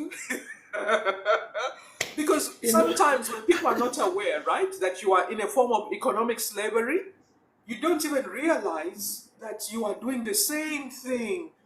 Somebody else can hurt you, but we can also be hurting ourselves, and that is the plan of the enemy, right? Yes. That's the plan of the enemy. At the end To of the hold day, you down. It's a stronghold. It's a stronghold. Yes. There we go. Yeah, because if you can't liberate yourself, like what we're doing here, we've spoken about childhood trauma, the causes. Now we are moving to the healing, how we can get ourselves. But if there's someone here who does not even believe that traumatized, like I remember you said, oh, you're a perfectionist, you're healing. Someone else said it. I said the same thing. You get the point. If you don't realize, oh, what happened? So what happened to me was because of trauma. I need to move on. Then you stay there, you're stuck. So it says trauma is at the back of your mind, you know, and it keeps you at the same position. It keeps you right there. That's why it's so difficult. They often say that it's difficult to change an adult. Or maybe if you get married to a man, it's difficult to change them. They need to see, they need to understand. Yeah. Okay, and that's part of the healing process. Before we go to the healing process, we just want to ask, do we have questions here? Please, if there are questions, can you just drop them by the comment section? So far, we talked about the causes for an effect of childhood trauma. So just drop the questions there if you don't mind, please. Yes. This is so good. And I know it takes Coach, a while for the questions, isn't it, sometimes? Yeah, they're texting, so maybe I have to go on. Yes, I think we'll just go on because we're going to offer a deeper intensive for those of you who really want a supportive community of loving women who understand that we can see you. We are not making this up. Yeah, we're not. No, we're not making it up. We're Yes, not making it up. and that we don't have to waste any more years in abuse at work or at home or in the Never. community or even your friends, judgmental friends. Oh, that's another one. People who don't give you freedom to heal, they're judging you, right? So we want to create a community of, we are all together, we are supporting each other, helping each other to become who God created us to be. We owe it to ourselves, if not even for our children. We owe it to ourselves while we are alive, for our children to see our healing, our transformation, our friends, and most Yes. importantly, for God to see that Jesus did not die in vain for us. Ooh, ooh, No, we have to learn. So there's a question here from Mount 5. He's yes. I don't know if it's a he or she. Permit me. He says, what about abuse that occurs that is unknown? I'm Ooh, talking about infants. mm, Abuse from the child itself or on the child. That's something we should talk about. mm. I don't know. I didn't get that clear. Let me see. Unknown. What kind of abuse is unknown? Maybe kids fighting, hitting themselves, or maybe someone inflicting pain on them. Just help us fix that. All right, while we're waiting for his text, I would like to say that one of the things we need to heal from, or one of the solutions that we actually need, one of them, to help us come up from childhood trauma is therapeutic. Okay, that's where we get to go to therapy. We need to get the coaches on. We need to go to the hospital. We have a lot. It all depends on the state in which you are. Some have to say a lot of therapies going on. Okay, abuse by adults against infants. When they grow up, they are unaware. Mm, Yeah, it's possible. Month 5, before you came, I said something. I said at times we were brought up, or some people were brought up. Your parents were so hard on you, adults were so hard on you, thinking they're bringing you up the right way, not knowing they're abusing you. Okay, like I quoted the example of Africa. In some parts of Africa, they know that they believe in spare not the rod and spoil the child, which is okay.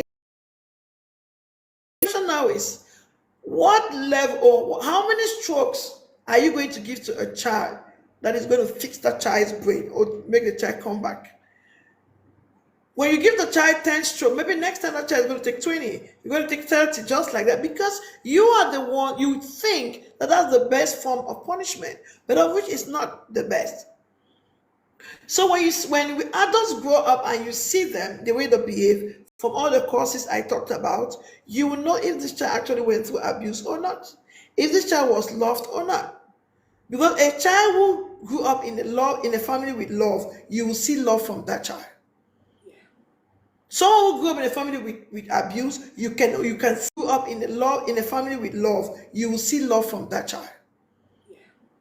Someone who grew up in a family with abuse, you can see it's clear, it's okay. We are not going to blame our parents or our guardians. We are not saying that from after this life, you go fight them. Oh, this is what you did to me and all of that. No. Rather, we are saying we are moving on to the next part that is going to help you to heal from within, so that you will be the best version of yourself, and also you put children, the interest of children, as a priority. Okay, Mountain 5. So being aware or not aware from your behavior or the way you react to others, we can easily dictate or know that this is what happened to you when you were a baby.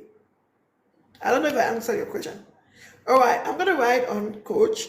So the next part of this discussion today, we'll talk about the healing. How do we heal from this trauma? I really wish that you participate, not showing it to us now, but just take your minds a little bit inside, just for a few minutes. Ask yourself, what has Tilly been talking about? Have I gone through any of those cases? And now we are going to heal it. Am I willing? Am I ready to change? Because you're not only here to learn, but we want to see the effect from you.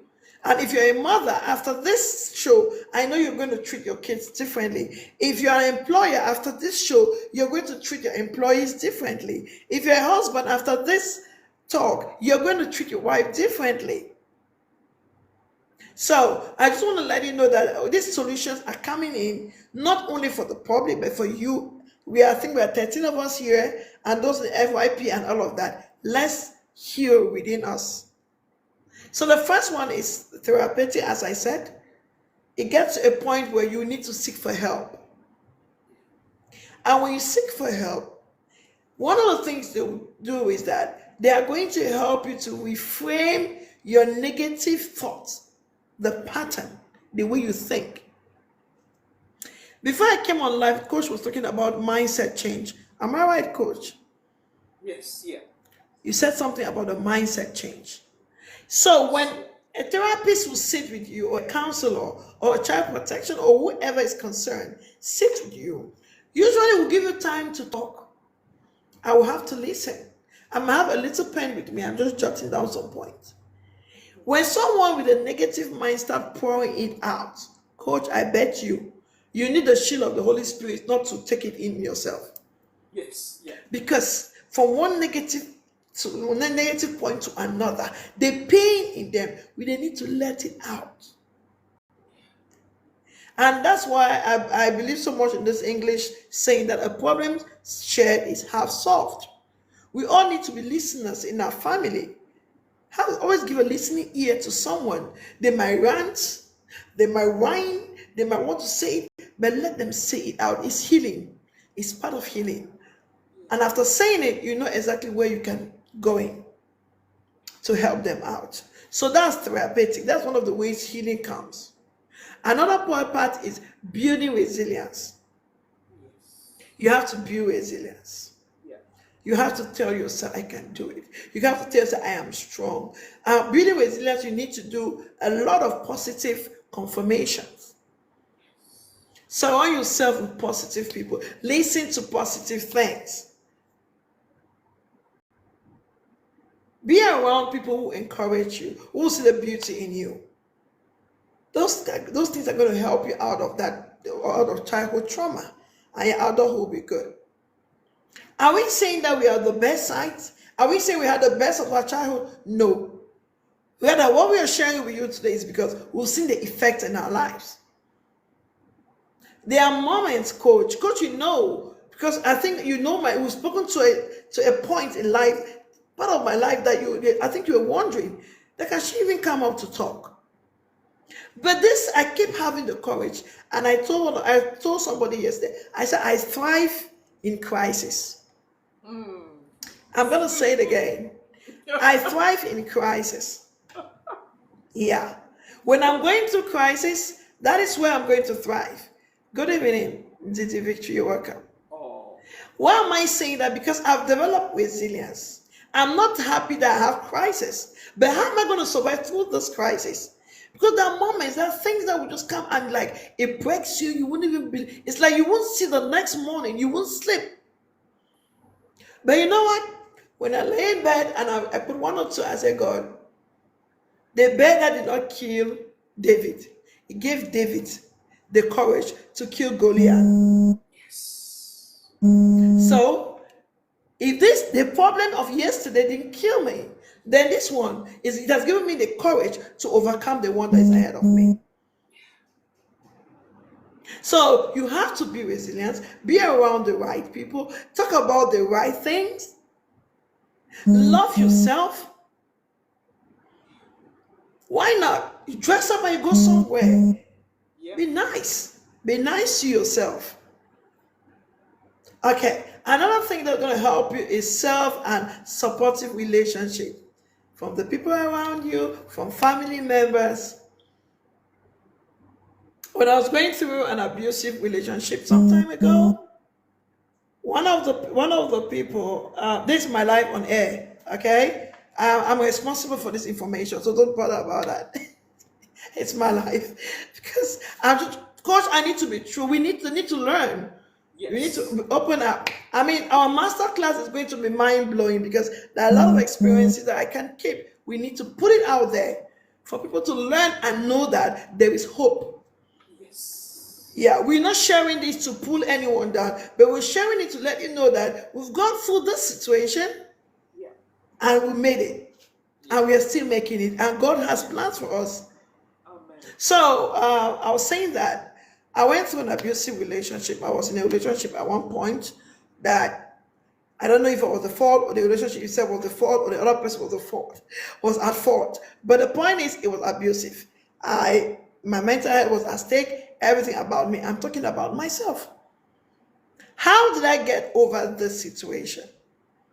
I had a family. And I wish my family members could hear me. I wish they were here today. And I just want to use the opportunity to tell them thank you. And to my lovely daddy, who just went to meet the Lord a few months ago, may God bless his soul. I have a family. Because even my younger brother, the fourth follower, he stood. He did not stand to accuse or to fight anyone, but rather they took upon themselves to call me daily, to talk to me. They will share some pictures when we're laughing. They will tell me, oh, you remember when you were doing this? Because I like acting dramas, you know. I like jumping. I'm the noisy one at home. I'm the drama queen. So they kept sending those pics in our family group. They wanted me to be alive. It got to a point where they said, you know what? You have to leave the country. And I asked myself, how about the kids? They said, for now, and my parents were supportive. They said, we're going to stay with the kids. You move, go meet your brothers. And I came to where my brothers were. 4 of us, we stayed. I felt loved. I could see my sister taking me out and McDonald's, KFC, taking me. I was dressing up. I was looking so good. Why? Because some people stood for me. And when I got my feet to the ground, I've never been the same again. Amen. So this story of mine is just to let you know that one of the solutions of childhood trauma is to be around the best people. Yes. May God give you people you can rely on. Yes. So my sister is saying that my children were my support system. Yes. In some cases, your husband is. In some cases, your wife is. In some cases, your in-laws are. So just your friends may be one of your support system. Okay, let's wind up before we all get emotional here. But God has been good to us, and He's still good to us. Amen. All right. So the next point, the next thing that helps us from childhood trauma is mindfulness. You also have to be mindful. Yeah. Be mindful of what you say. Be mindful of what happened to you, the people around you. Don't get to those places that will trigger the same feeling that you don't like. Avoid it. Mindful of what you say. You're in meditation. You have to meditate. Just think about it. You have to meditate about your life, how beautiful life is. Meditate about good things. And I trust that God is going to give us strength to overcome. Thank you, Sister Jume. Thank you so much. So if you have all of the support system, you will definitely go over it. We also have peer support. It might be through the church. It might be, I don't know, excuse me. It might be through the church. It might be in your hometown. Whatever thing that makes you happy. Whatever makes you happy. Whatever takes you out of that mood. It might be in the community. It might be at your job site. You want to go beyond your work to do a lot of things that gives you peace. Singing to me, I might not have a good voice, but singing and jumping with the kids and dancing is one of the things that I enjoy most. We just dance. And when my class is boring and I think I've spoken for so long, maybe the kids are not more understanding, I just get a song. When I just tell them, stand up, hands to your feet, and they're already up, they start giving the songs, Ram, Sam, Sam. At that moment, they know, they always remember me for those songs because it takes them out of a boring mood. Then what about you? Just look for what gives you peace. The people who are supportive to you, stay around them. And please, on the other hand, if you have a friend that comes closer to you, wants to vent, wants to tell you a lot of things, please be nice. You can listen once or twice. Then you start giving them the solution to heal from that thing. Don't always get the negative all the time. No. Be nice maybe the first 3 sessions. Then the next sessions, you cannot let them tell them, okay, do you know what? I don't want you to complain again, but I want you to use this approach. And you start telling them from what you've learned from us. Another thing that can help us is psychoeducation. What psychoeducation? Coach, you need to be aware. Someone said, mine is listening to good music. God bless you. Yeah, that's true. Coach, you need to be aware that you're going through trauma. Yeah. Do you know a lot of people refuse they're not going through trauma? Yeah, I know that. Yeah. You see them, you know they are going. At times they dress so well, they're laughing, they're okay. But if you're keen, there is an underlying factor, there's something hidden. Yeah. So in this case, you have to be aware that this can be trauma. Recently, I went through a phase in my life that I noticed suddenly I don't stay home. I don't lock up myself for a long time at home. No, I don't. I'll go out there, I'll be around TikTok and everywhere with the kids. A lot of other things I would like to do. Pick up some courses. But recently, when I had a lot of issues going on, my bed became my comfort zone. It looks so good to me, which is good. But now the question is, when I lay in that bed, what's in my mind? I will start thinking. And I will notice, coach, I laid in my bed one day and I noticed almost 5 hours gone. I didn't open the door. I didn't talk to anyone. And I said, hey, be careful.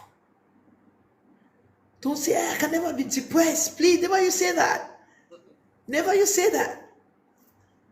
I say, hey, be careful. Get up from this bed.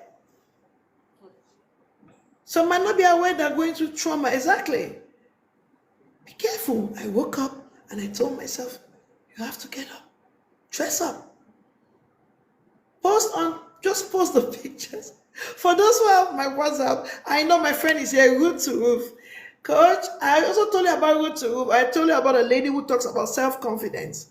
Okay. I said it earlier. Yeah. Yes, well There done. she's based in Germany. She's an amazing person. Oh.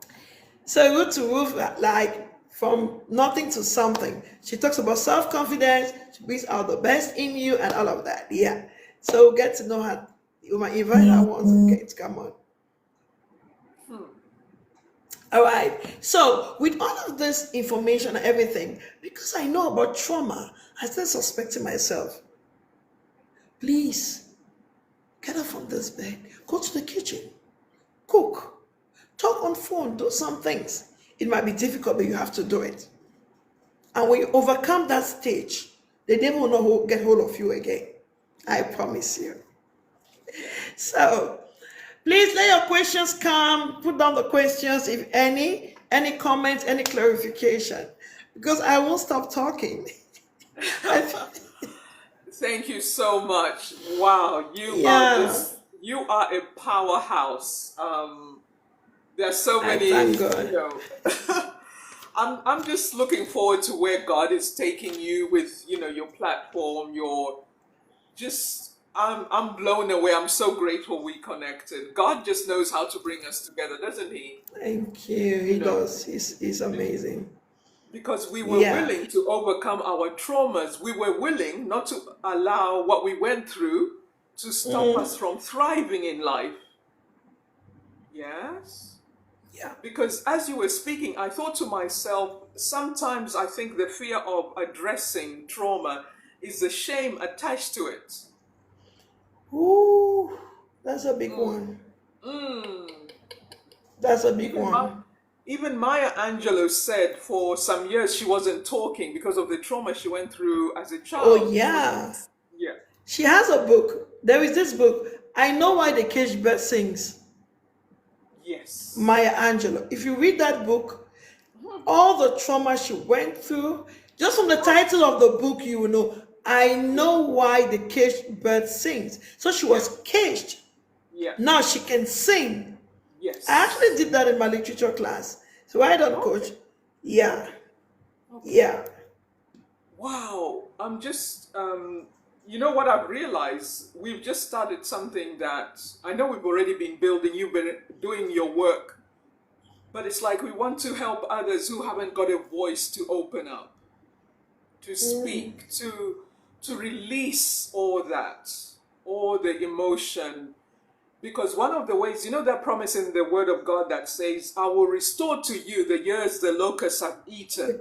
And the cankerworm, yeah. Yes. The emotions that are connected to an event, because there's a part we can speak about on another time, soul ties. You can have soul ties to a place, to an event, or to a person. That Exactly. is why a person may not even walk away from somebody who's abusing them, right? Oh my Um, God. Of course, I don't, you don't want to bring this right here today. I okay, think it's okay, gonna I'll be. leave it. I'll I know. leave I'm it. saying that this is gonna keep us here. This is a whole lot, and it goes back to the fact that if they don't understand that they are traumatized Yeah, or they are being molested, they will leave. They yeah, cannot. They rather look at you as an enemy. yeah, yeah, Yeah, they'll look at you as an enemy, trying to yeah. save them from that situation. No, they will not. A lot of That that, is even why. even some kids, Mm, some mm, kids, if they don't understand what their rights are, they think that they're immune to poverty, they're immune to physical abuse, they're immune to emotional abuse. And to them, we want to pamper them, we want to take them. It's like, no, don't take me out of here. But you can see they've been neglected. So that's why most in schools, we like what I do back home, the NGO I run back home, we yes, try to talk to those kids through their teachers. We try to educate the kids. And as early as they are in childhood, let them know that it's my right to drink water, it's my right to go to school, it's my right to be taken to the hospital. It's my right to respect my parents. We have virtues, we have laws that we put in place. Because when they are aware of it, they will definitely grow with these virtues. And the world yes, will definitely become a better place. yes, We are not saying that we're ignorant of the fact that there are going to be this evil. No. But I am not looking at the war at large. I'm looking at the little community, the effect that we are having gradually. yes, So that's why we're calling on everyone to join us. We're calling yeah, on everyone so we can learn and we take this back to our families.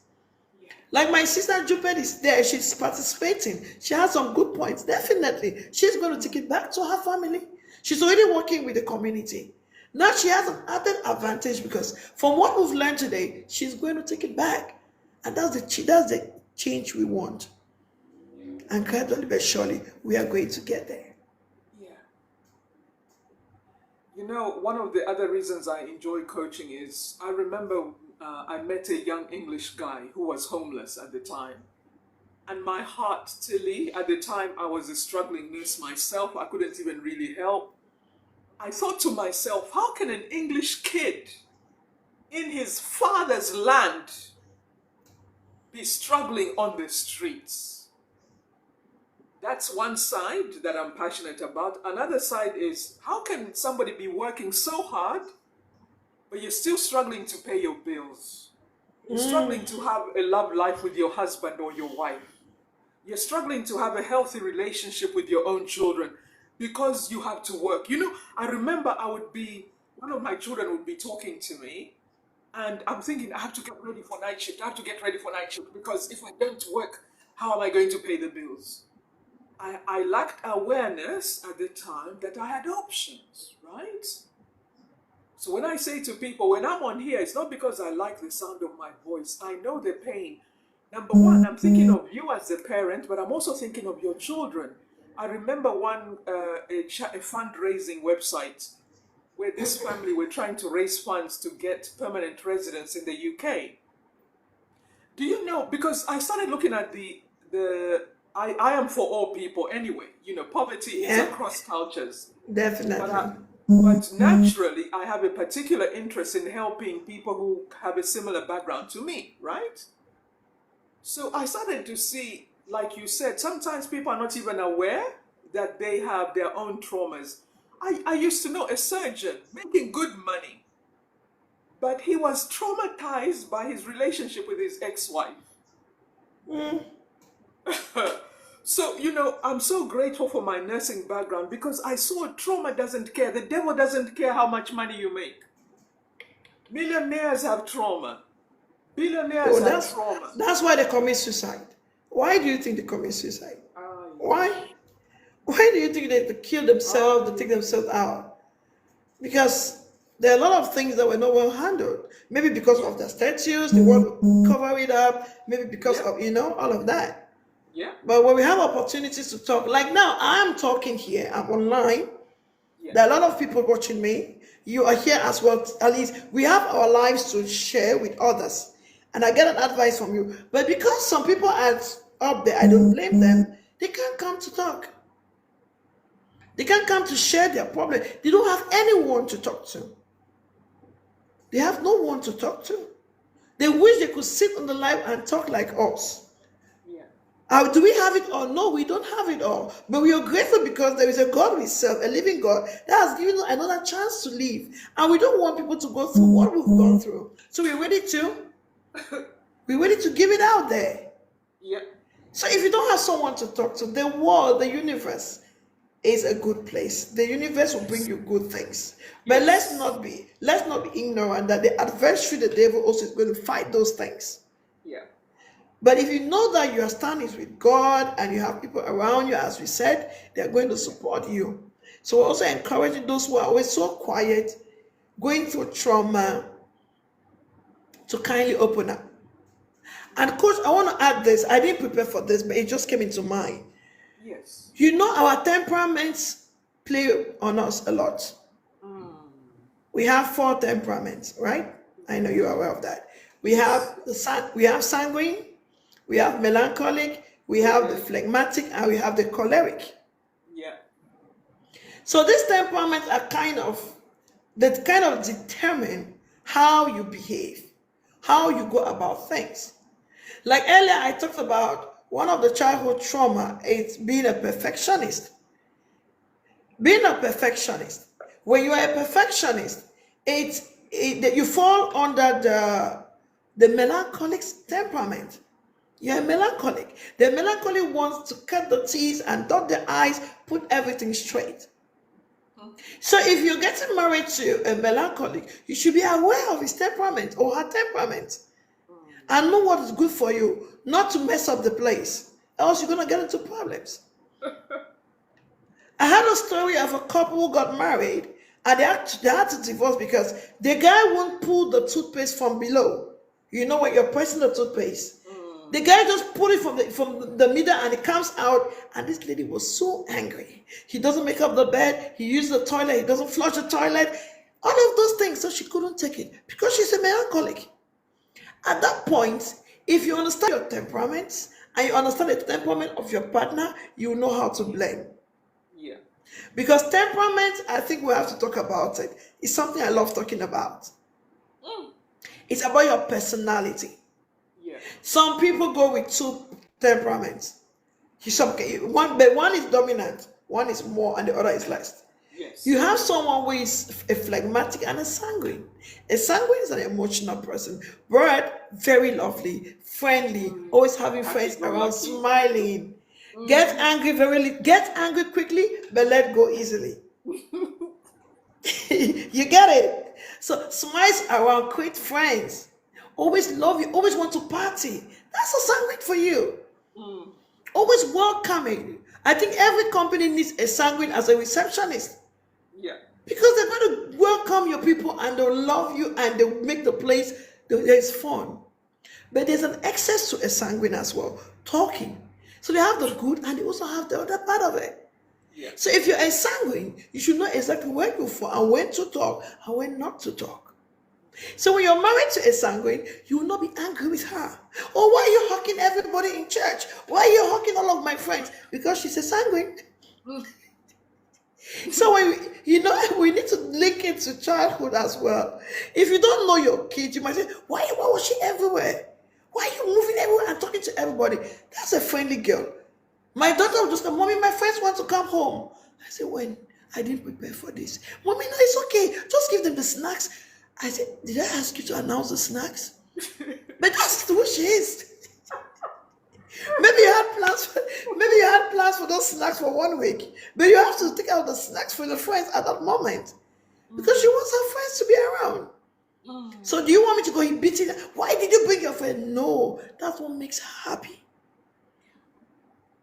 So I have a way of communicating with her when she's talking. I want to explain a lot. I was just like, Mama. She's okay, mommy, on check. She'll just tell me, okay, mommy, on check. She knows already. She's about 8, but she knows when she's going out of board. I was just like, Mama. She said, okay, mommy, on check. Because I started telling her, we talk, but this is how we go about it. So we also have the next temperament, which is a choleric. A choleric, if you're married, oh, coach, she's just looking at us. I know. A choleric is someone who is, can I use the word adamant? I'm sorry, but let me just use that word. Legalistic. Someone, yeah. That's why most leaders, or those who, Bedford Donald Trump, that he's so sanguine and he's still the president of America. But most leaders or dictators are choleric. Choleric, they have the leadership skills. If you get married to a choleric or you have a choleric son, you can be proud of them because they are going to lead you the right way. When they are committed, if they say, I'm going to be live at 8 to 9, 9 they are off the live. They keep to time. They are leaders. They can lead a whole army alone. If they sense distraction, they keep you at the back and they move. Yeah. As we speak, I know there's some choleric here. But now, they have very nice attributes as well. They can lead you, they can fight for the family, they can do everything to protect you. But on the other hand, they need to be romantic because they are not. No. Everything about them is look straight, stand straight, turn left, right. So if you're married to a choleric, you want to bring a lot of, you may want to spice up the relationship. Yeah. So that's what I always tell people when I'm talking with my friends. I say, you know what? God should send all the sanguines to the choleric husbands. So the sanguines will make the noise in the house and spice up the environment, and the husbands will lead. Vice versa as well. Yeah. Yeah. Then we have the phlegmatic. Sorry, this is just coming in, but I think it's helping someone. I hope I'm not overtaking the time here. No, you're good, coach. You're good. We're going to be summarizing soon anyway, so we can invite people to the masterclass. Yeah. All right, good. So we have the phlegmatic. From the word, it's a flame. Flame is like, it just spinning. It's so cold. The phlegmatic, they can procrastinate. They take the time. So if you're married to a phlegmatic or you have a phlegmatic child at home, you will need to maybe raise your voice. Get up from there. It's 8 o'clock. You have to go to school. Put your shoes here. You have to take your bag here. I'm using kids because today we're talking about childhood trauma. But if our parents did not get this understanding, so that's why they were just treating everyone the same at home. But in some cases, you hear your mom might say, I have a video my mom sent to me once. And my daddy, I think when it was my birthday, my mom said, she used a word, she said, I pray for you, you are the bulldozer, you are the outgoing time, may God keep you. She knows who I am. She might not know the word, maybe phlegmatic or choleric, but she understands who her daughter is. Yes. In another way, in a layman's language. And when she will be praying for my sister, she's definitely going to use another word because we don't have the same temperament. So as parents, as caregivers, those who are in child-minded businesses, you need to know your employees. You need to know those you're working with. If we get to understand the people around us, even in your setting, even your profession, you will not have problems. So to wrap this up, I'm going to say that we have the melancholics, they want things straight. We have the sanguines, we are everywhere. Some of us are everywhere. We have the choleric as well. The leaders, the straightforward, they want things to be done immediately and do it well. We have the phlegmatics, They are very nice as well. But you know what? They can procrastinate. Yeah. You can tell your husband the bulb in the house is bad. He will tell you, I'm coming. I will fix it. And if you're a lady who is melancholy attribute, you can't be patient to wait. You will fix it. You're proactive. And they'll start telling you, oh, you're not submissive, you don't listen. No. It's because you're proactive. You can't stand to see someone pulling his feet. And if we don't have this knowledge, we are also going to fight with our children. We are going to fight with our spouse. We're going to fight in our offices. But with this knowledge in mind that we share on this platform, I will understand that, oh, coach is a melancholic. She keeps to time. So Matilda, you know what? When it's 4 p.m., you have to be there at 4 p.m. and there will be no trouble. Thank you, coach. Oh, wow. Shall we just celebrate Coach Tilly? Those of us who are watching, just show some hearts, and comment. Just appreciate her. We want to just love on her. She has really delivered tonight, just worked so hard. We want to thank God. Please comment, please engage. And I just want to say we are going to go even further. She's going to work with you one-to-one. I'm going to also be there to support. I do mainly the business side, the marketing, and because it's a topic that is precious to me as well because of my own personal challenges and overcoming and believing God and learning to love who I am, And even as you were closing, Coach Tilly, I was thinking, it's like what the Word of God says, that wisdom in this life, how to be understanding of other people, it will take you far in life. To know that everybody doesn't have to agree with you. Like I shared in the live stream, I think because of trauma, I met some people who I felt, if they're not dominating the conversation or the friendship, you can't be friends. They always have to lead, they want you to adopt their culture, they dismiss who you are, you meet people like that, especially when you come across, because I know God has done so much work in my heart, but that soft side of me is still there. People can pick that, that sweetness, that generosity, that one is there. But I also have the flip side, which is hard, like my boundaries come up like, no, I think you've gone too far, And sometimes people get shocked by that because they think that's how everybody is. So what am I trying to say? I'm trying to say here is we are so thankful to God for you and what we are going to be doing here to encourage more awareness, to help more families. Because at the end of the day, right, in the West, people complain about loneliness, they're struggling with friendships, right? Listen to this. Oh, I don't find good friends. So I challenged on a live stream, I said, let's look at social skills. Sometimes it's your social skills that you are struggling with friends, right? Because some of us, it's an assignment. We are leaders. I can cope by myself for a while. And then when it's time to have friends, to hang out, I'm okay, right? But not everybody is like that. So I was saying to them, we need to understand how to develop a support system. Remember, one of the reasons why we connected, I shared about building a support system, especially in the West. There's this lie that you can manage by yourself. There's this idolizing, I'm an independent man, I'm an independent woman. No, everybody needs a doctor, everybody needs a nurse, everybody needs a teacher, everybody needs an accountant, a banker. But those are strangers, right? You meet them once in a while. Because I have worked with patients and clients who are in their 80s. So when I'm talking about this all-rounded picture, I understand.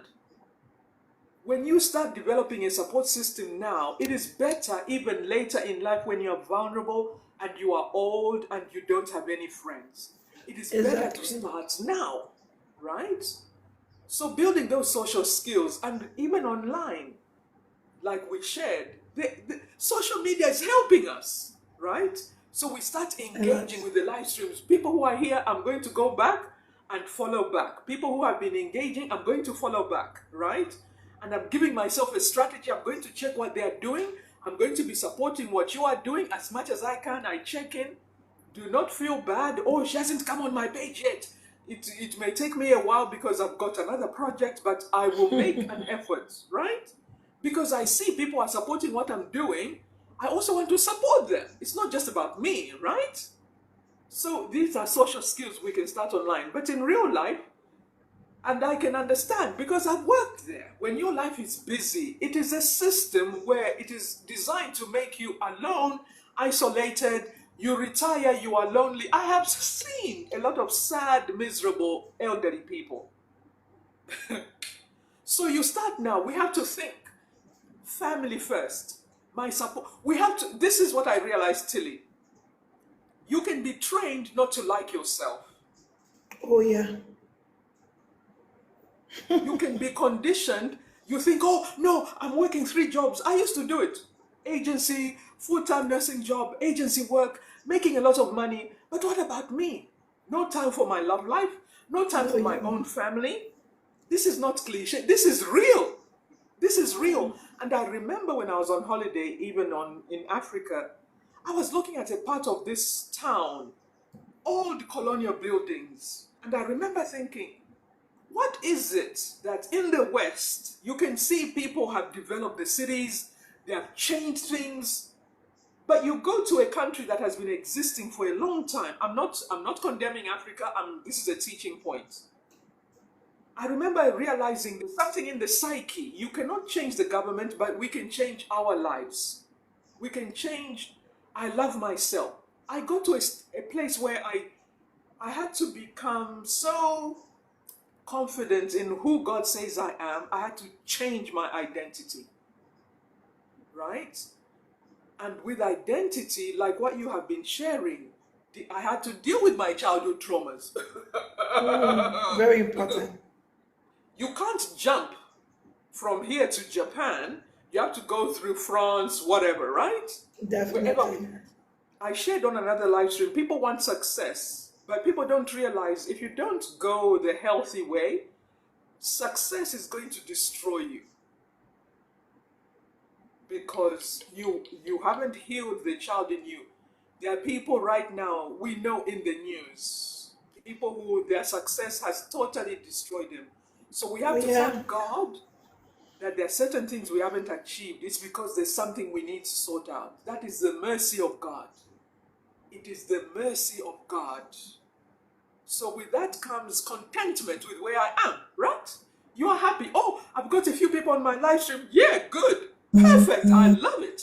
I don't need too many people. This is fine, right? No competition. Oh, other people have more than me. Oh, what? No, no, no, no, no, no, no. Do the work. Oh, other people have 10,000. Oh, I'm not making money on TikTok. No, no, no, no, no, no, no, no, no. Calm down. What do you need to be doing to start connecting with people? People want fast money.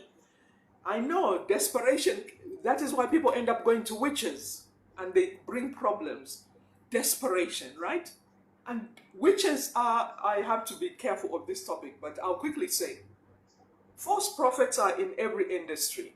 It can be in business, it can be in church, it can be at work, it can be with clients. Yes? But for the sake of this live stream, we're going to wrap it up, guys, because we have unpacked. Rather, Coach Tilly has unpacked so much. She has loved on us. She has just opened our eyes. Some of it we already know, but she's reminded us that Yes. if you want to have an amazing life, let's deal with the inner child. Let's start loving who you are. Look at your child and start to love yourself. Let's stop working long hours where you don't have time to take care of yourself, right? That is where Coach Meg adds that support. This is what you can start doing. You can start working these hours. We go through the coaching. You start learning how to start marketing, how to think like a business person, how not to play with your money because you are trying to heal your life. You are trying to break generational patterns. Yes? I realized, and I'm thanking God, I didn't know I would get to a place where I realized God chose me to break some generational patterns. I didn't know, right? That is why some of us face these challenges. We are supposed to be the apostles in our family, the ones who decide that's it, no more. That's it. So we have to also think like business people. A business person doesn't feel entitled to customers. Yes?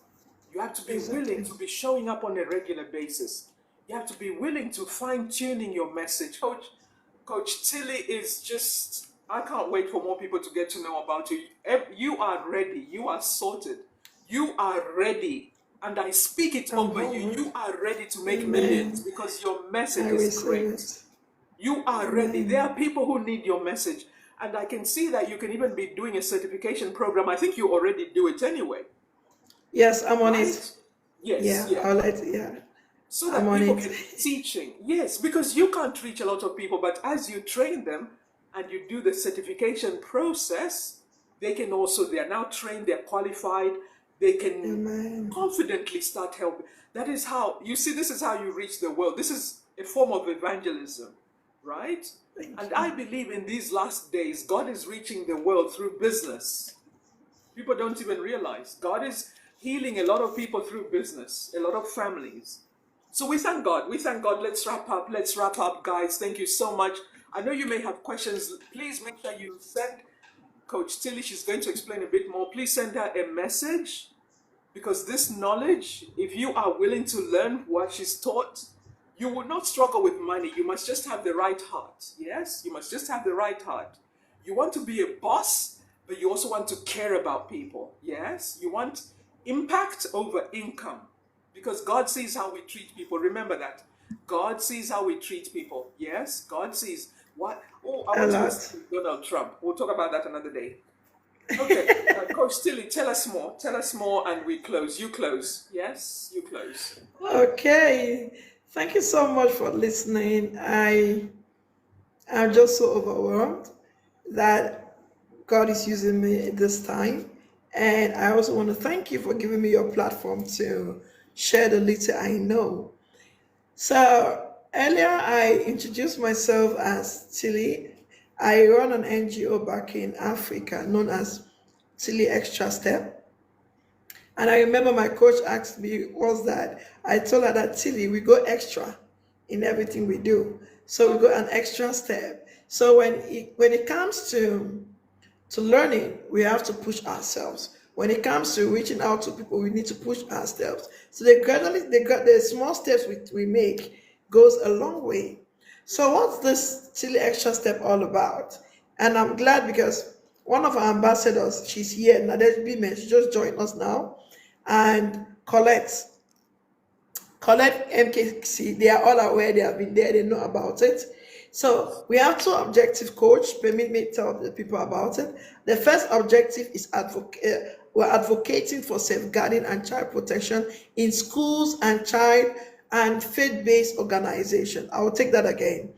We are advocating for safeguarding and child protection in schools and faith-based organizations. Schools, because the kids are in school, so we get to train the teachers. Looking at the African community, the African setting, there's a ratio of one teacher is equals to about 30 or more children. So if you train this teacher on how to handle kids, on the children's rights, and all of that, she will in turn transfer this information to the children. Remember, most children believe so much in their teachers. So we want them to understand what it takes for her to have a child in your class and the differentiation and the different kind of kids in the classroom, how you can handle them. So we are out for more teachers to be trained for safeguarding policies. We don't only end there with the teachers. We also call on school administrators. They can get to us, we come train their teachers because we want them to have safeguarding policies running in schools. And definitely there's going to be a safeguarding lead. That's going to be Yes. another training. This safeguarding lead, if there's an issue like we talked earlier about the abuse. If there's a child who has been sexually abused, we're going to channel that to the right person because those things have to be confidential. If a child who is going to physical abuse, there's going to be a safeguarding lead who will get this information and get to us. We know exactly who we can contact to attend to these children immediately. So some kids, for example, they have been sexually abused and they get pregnant, or maybe they have STDs. Though nobody cared about them. But if they can open up in the schools, they know who to talk to, then we can easily come into place to help the children. So then we go to the faith-based organization, that is the churches, the mosque, and wherever, because that's where we get to meet the parents. That's the community. So when these kids come from home, or come from school and they are going home, at least the same information they had in school on their behalf, we can now tell the parents how to take care of them. Most parents, when you go out, when you go to work, where do you keep your kids? How safe are the children? So we need to bring that to the limelight and let the parents know that most of the cases we've come across, the abuse, being sexual or physical, happens in the home. There are some of those cousins, some of those relatives that you bring to your home. They are the ones abusing your children. So we get to tell the parents to be careful and to be vigilant. So that's one of the objectives of Tilly Extra Step. And the second objective, which we are currently doing it in the nation in which I am, I do that with Nadesh Bime. She's an amazing person. She's training the teachers here in Bahrain. We work with teachers. What do? We enhance teaching strategies, 21st teaching strategies. We help you to be up to date. Classroom management, differentiation, being the best at your job, how to sustain your job, how to overcome burnout. Because at times it's overwhelming and your health, mental health is not okay. So we usually have seminars every summer where we get teachers, not only Cameroonians, we mean African teachers, wherever they're coming from. So we can talk to them, we share our knowledge. I'm not the only speaker, Nadesh is not the only speaker, but we have topics, we have other walks of life. Like recently we had someone from the IT department. We had somebody from safety who came to us, who spoke in the conference. So these are the things we're trying to do to reach out to a lot of people at the same time. So I'm calling on everyone here. You can be an ambassador in your country. You can get to Tilly and say, oh, Jumed, I should be expecting a call from you. Now, please, can you come to my community and talk to the people? Can you come to my community and train the teachers? This is what we want to do. We're raising leaders, coach. We are not raising individuals. We want people to get the vision and run with the vision. Let them go to the suburbs. Let them go to their community. And we're all going to come to help them. And above all, I'm so glad to say that we are presently working with an international organization that they will grant us certificates after this training has been done. So that's why I want to finish my course with them, and I'll get to meet them. Wherever we go to train, they are going to award you a safeguarding or a child protection certificate. You can use it anywhere in the world. And above all, we also want to thank UNICEF. UNICEF is that organization that is working with children a lot, trying to keep them safe. If there's anyone here who is linked to UNICEF, we can't wait to get UNICEF into our arms so we can share our vision. Thank you so much for this platform. And above all, I know our childhood traumas have been dealt with. So go with joy, smile over it, open up, accept when you have this trauma, talk to someone, and Coach and myself will be here waiting for you. God bless you all. Thank you, Coach. God bless you. Thank you so much. I just I'm want honored. to honor all of you that have come. Thank you so much, Jupert. Those of you who have been interacting, I just want you to know that we appreciate you. We want to live by example, each and every one of you. We thank God for you because you are precious, your journey, and I'm sure we're going to interact a bit more. Let's connect with each other. Let's follow each other. Let's make sure we are connected, send each other messages. Let's get into our email list because we are going to be doing some of these events by Zoom, yes? Because you've heard Coach Tilly, and many of you are just as talented. We all need to come out so that more people can get to know about what we do, right? So Zoom calls will help us to reach the world, because this is important for all of us psychologically to realize that we have so much to bring to the world, not just to our part of the world. Yes? That we are not just, because I know in the West sometimes people reduce their intelligence. I need to say this carefully. There are people who start to idolize the West, like as if the West are better than you, right? And that's why I'm passionate about this. They are not. It's just standing in our confidence in what you're good at. If you're not good at something, no problem. That's fine.